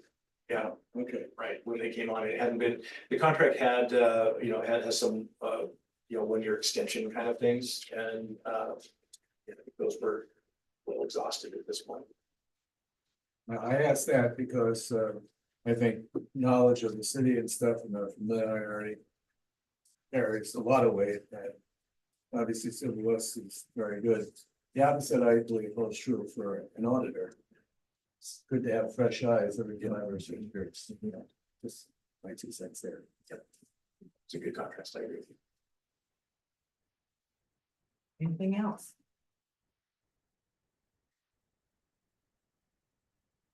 If not, I will entertain a motion to accept the bid and award and contract authorization for engineer of record.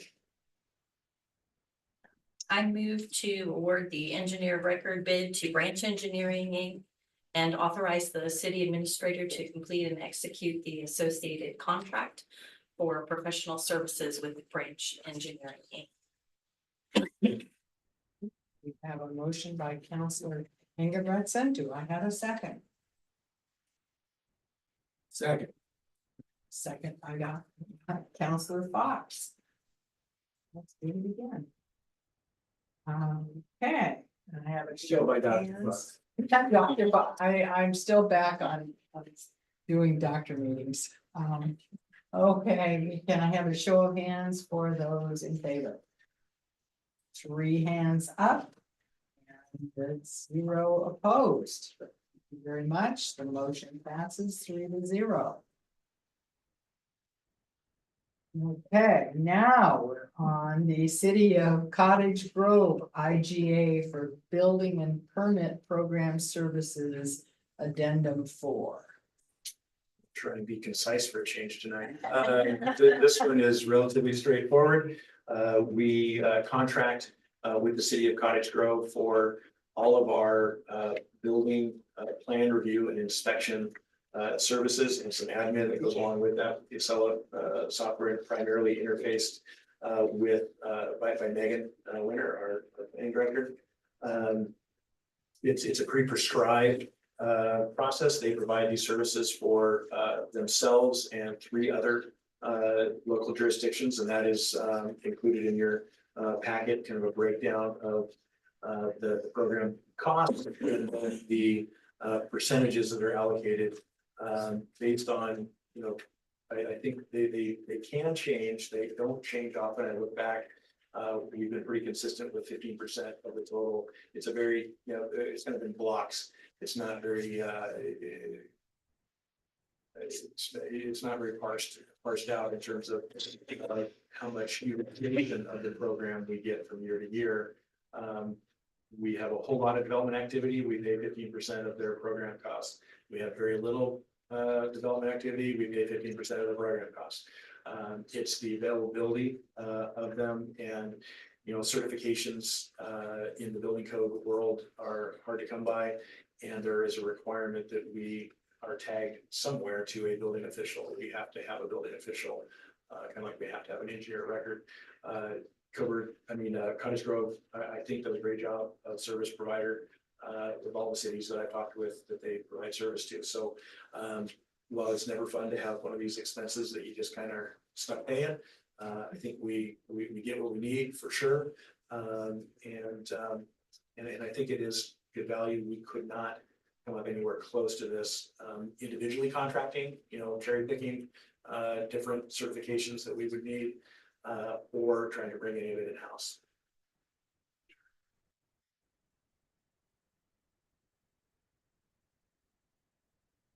Questions, comments? Councilor Fox. I don't know what you did with that, but I remember hearing how everyone's happy with the relationship when Megan said it was going well. So I think that's great, because we bopped around there for a couple of years. And it's one of those that we have to figure out how to do it. Anyone else? Any other questions, comments? If not, I will entertain a motion. I move to approve the city administrator signed addendum 4 through the June 8th, 2020 intergovernmental agreement with Cottage Grove for the purpose of providing building permit program services to the city of Coburg. Motion by Councilor Lehman. Do I have a second? Second. Second by Councilor Engebretson. Can I have a show of hands approval? Hands. 0. Not approving. Passes 3-0. Thank you very much. Okay. Council action items. Mr. Hanks, do we have any council action items that? We do not. Yeah, I don't we see are. any in the packet. No, we are on to those administrative Okay. information. All right, so we will look at the financial report first. For period 10. Is Mr. Peck going to do that, or are you gonna just give us? No, a this one- Overview, it's in Yeah. there, I see. Kind of more of an FYI on the monthlies.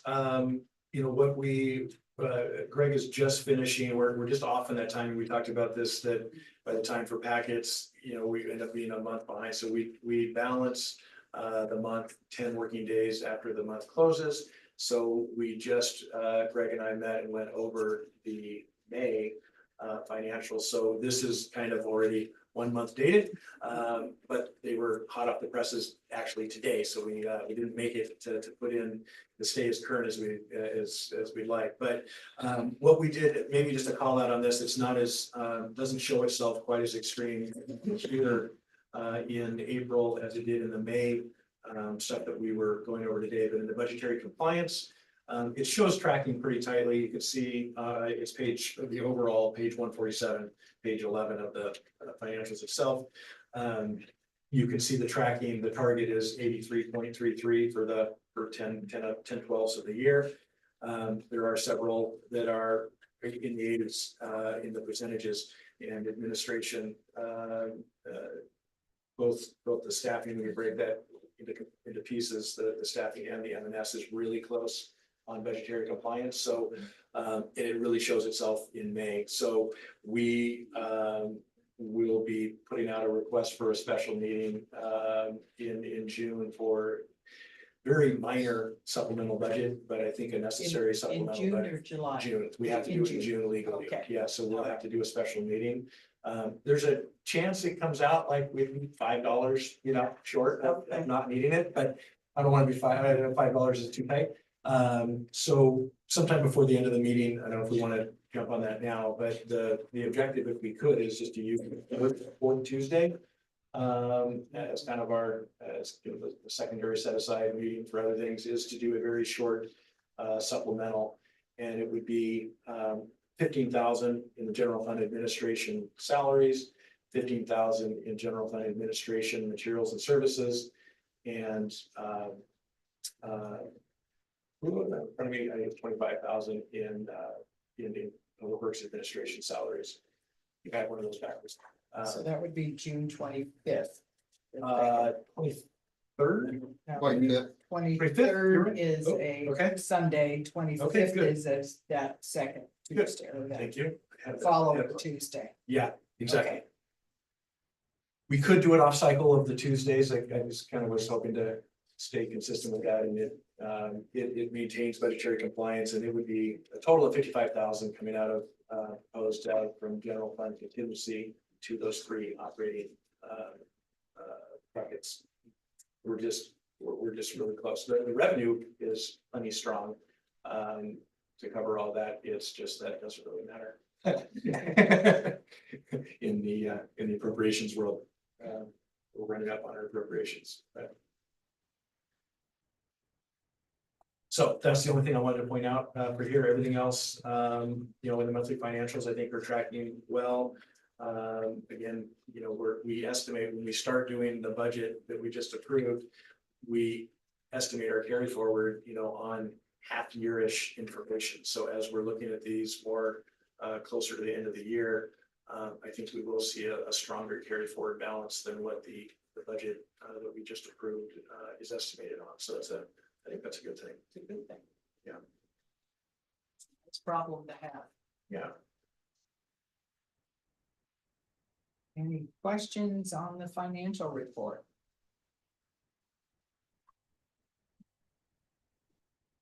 And move right along to the administrative report.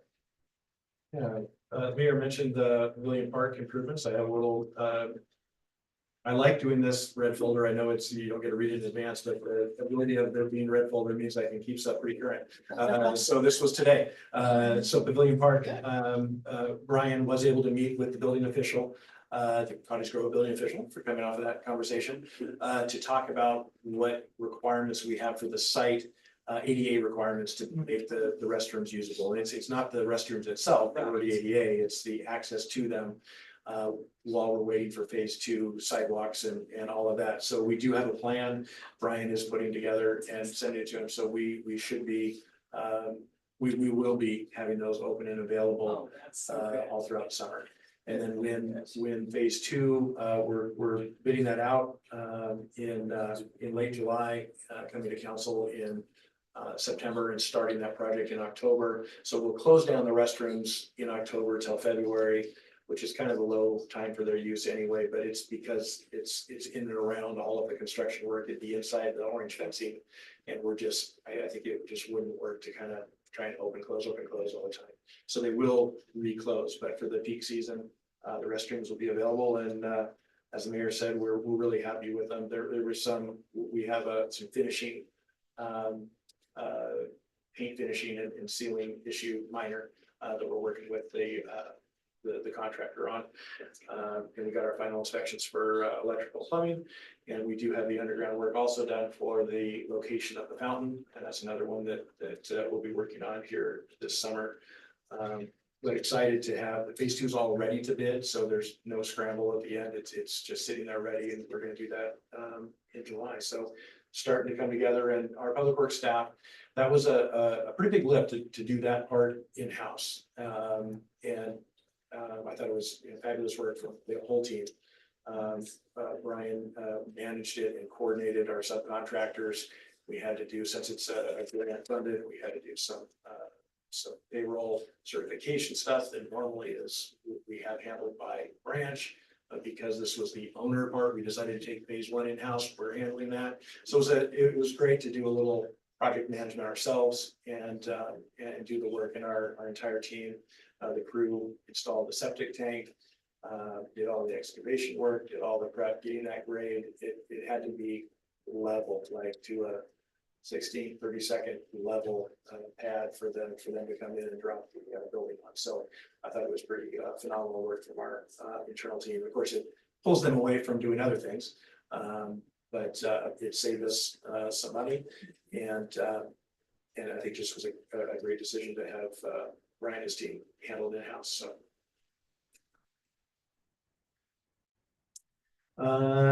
Quick update on Premier RV, which really isn't, I should probably expand that. I shouldn't have just used Premier RV water connection. That is the permitting, the wetland, and all of the extensive permitting work, to say that we've done is for more than connecting Premier. It's also facilitates the ability to run the water line up to the 107-acre site, the annex site. So it's for more than that.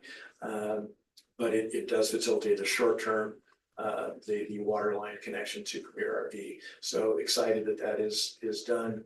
We're working through some final details that I'll bring forward here when we get a little further along about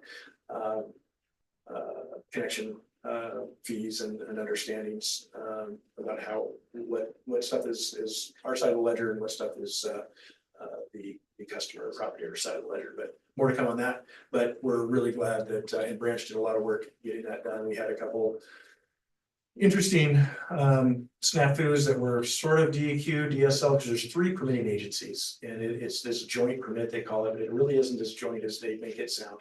There's not a lot of communication between the different. It's a great attempt to be a joint. It makes sense, but it really is disjointed. It's 3 separate approvals for 2 state agencies and 1 federal agency. So a lot of work, and Branch did the heavy lifting on that, but we had to do some ourselves, and we're glad to have that done. So we're all lined up. Then there's a picture of the Public Works Ops building. It's moving right along. It actually looks different than that already. That picture was, maybe a week old. A lot of the siding, the cladding is on the main building as well. You can see in the background the smaller building that the fire district is going to be using for 10 years on that lease. That building is closer to complete, and it doesn't have as much interior work to be done. It's more of a utility building. The interior work is moving right along. We just the transformer, we purchased that, got all the EPUD stuff done. So we're barreling right along. I think we'll be hopefully in there in September, or at least allowed to be in there. Vehicles will be in there right away, right as soon as we're allowed to. The rest of the stuff might take some. But for people. Yeah. So. Wanted to hit, we've talked about it several times. I wanted to highlight it again, July council work session. So that'd be the 4th Tuesday in July. If we can get a quorum, if we can't, maybe we should move it. It's one that we've been kind of talking about since we did the CIP in the middle of winter. I think it's the information is kind of coming together, a good timing for us. The highlight of that is the Consor's water capacity analysis. Not a massively thick document, but a very useful document with some scenarios and showing what our water supply and what our water storage needs might be with a couple different build out scenarios, which I think will drive some conversation decision making. And we'll also have an update on the loan, the drawdown that we're doing now, how much is left, when that converts to debt service, and how much that debt service might be. And what we think we can squeeze out of the remaining funds for project work. So it'll be a water centric work session, and I think it'll be kind of really good stuff that we've been telling you it's coming for a while. We'll have water for refreshments. Here we go. Yeah. Totally minor, but upheaval, the internal behind we switched phones, and it's gonna be great, but it's not great now. Probably enough said on that. The end result is, FirstNet, AT&T uses, has the federal government contract for FirstNet, which allows in emergencies, allows clear bandwidth, and reserves space for first responders and public safety, which, you know, and then has some other ancillary benefits, but I think it's gonna be a good move once we get the little transition issues worked out. Then the last one is kind of just naturally started. It's one of the items in the framework was the vegetation management maintenance plan, and really operationally, Brian jumped on it any way he needed to kind of divvy up resources and how we're gonna do things and where it's gonna go, what's the priority and all that. So that kind of a precursor to that bigger project has already started. And just want to give you our sense of how that's gonna move forward and when it comes to you. And it does include a pretty important conversation about pesticide use or not, developing a pesticide policy, and some service level questions, that I think are important from part of that budget part that is cost containment. What do we do in-house? What do we contract? What kind of a timeline? How, we like it cut multiple times because it can look ratty. You can only cut the big stuff once, but it comes with trade-offs, costs. So anyway, that's started and it's mostly internal right now. Brian's leading that with his team, but it will make its way through Parks and Tree and then on to council, hopefully before we start mowing and cutting next spring. Those things come fast. Then the rest is some of the usual kind of data that we try to provide you all, and we keep playing with and tweaking some of the charts and adding some things as we go. So I always want, if you have any feedback on things that we're not kind of in the weeds, that we're not getting to you, that you're curious about, that we can easily put together in a summary format, you let us know and we'll try to add some more content to this.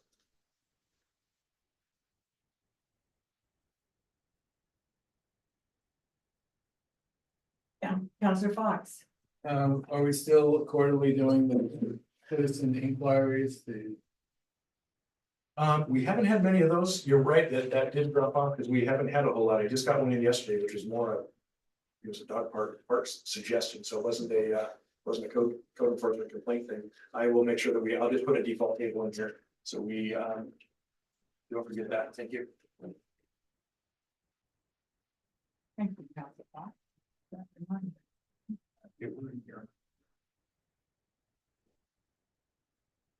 We do have an option. Anything else?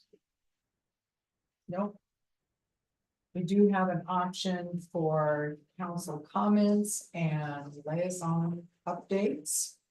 Anybody have anything to show? There was the system review. I apologize. Draft short-term service recommendations. Yeah, the particular thing that's put out doesn't really affect us, but it's part of their larger, I think we've talked about it a little bit. I just want to keep everybody in the loop that their larger thing of share your thoughts and their overall system review. They're still kind of conducting a system review. And I think what they're doing here is making some quick turnaround proposal things, the low hanging fruit, I would assume, from out of their big process of a system review. So just way to keep updated. There was I guess I could say this under council liaison reports. There was a report on this at the MPC meeting, the Metropolitan Policy Committee meeting that I am the liaison to last week. And they're doing this in an effort to shorten wait times and having consistent arrival times. And so the things in orange that you see where they removed service, there really wasn't much. There weren't very many people utilizing that, and those little jogs around made routes very difficult, particularly the little one sort of off, what is it? 779X.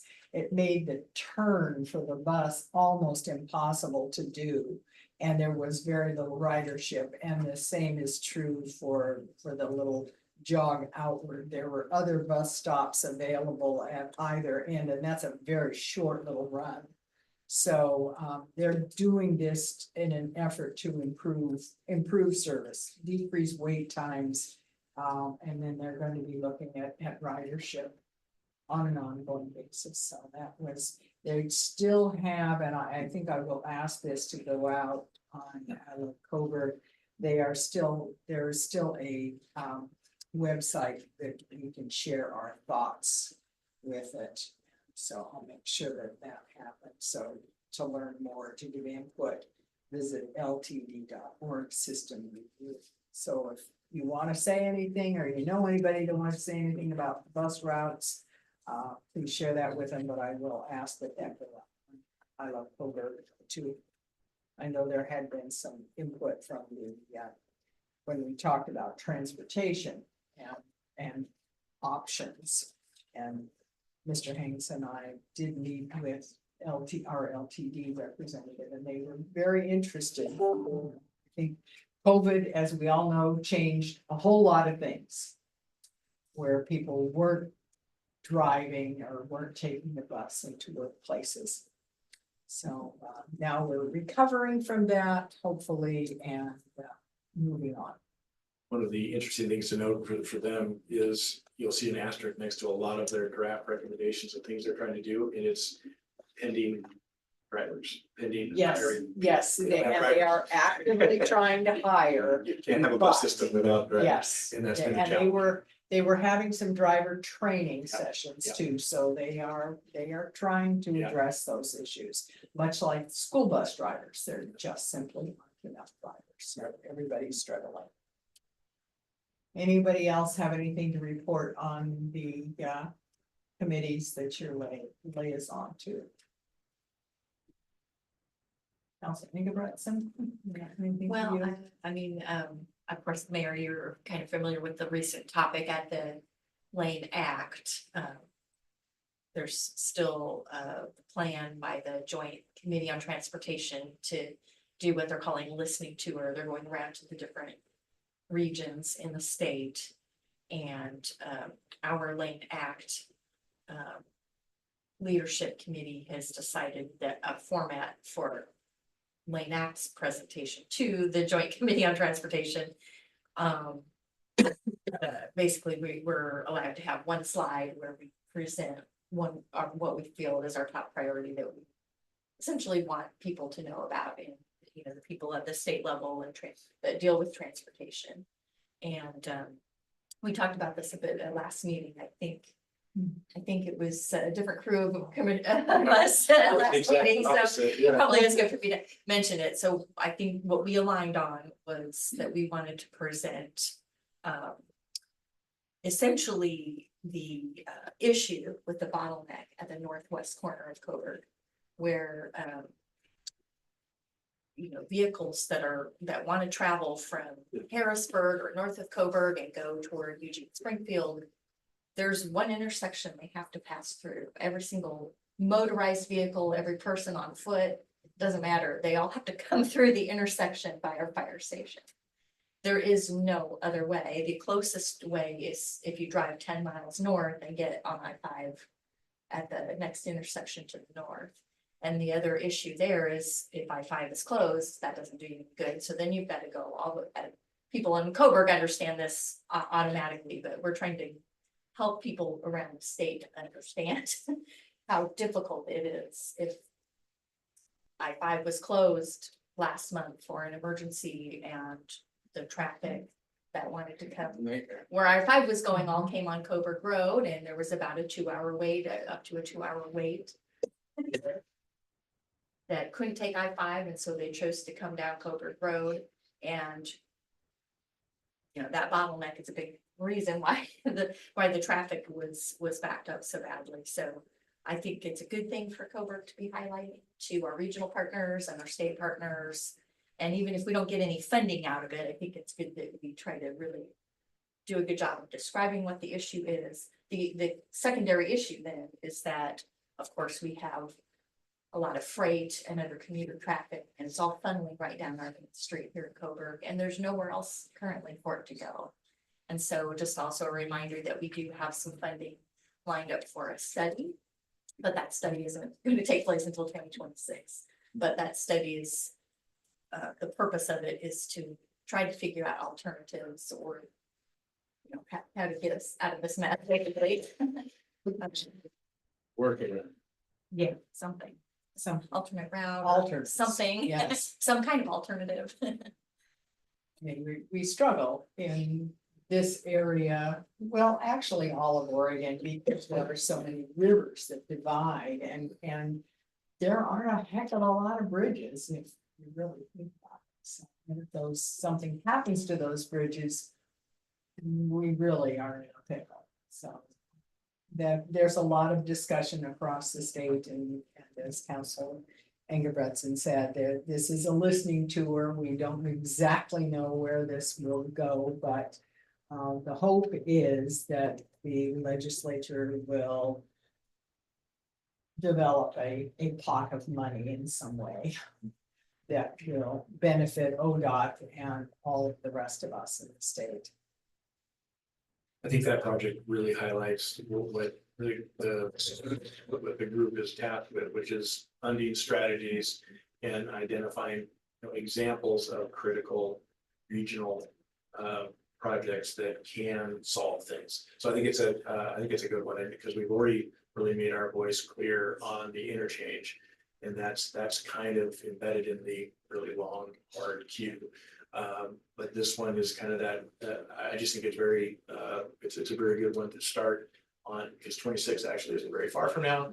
So when that happens, I think it's important to put pre-momentum to it. So I think it's something we should keep in our forefront as we go forward, because the momentum to make that feasibility study turn into something starts before the feasibility study. You know, so we'll have to be thinking in the future about how we want to, you know, position that. And first off, the feasibility study will let us know what's good and bad about it. This may not be 100% what we want.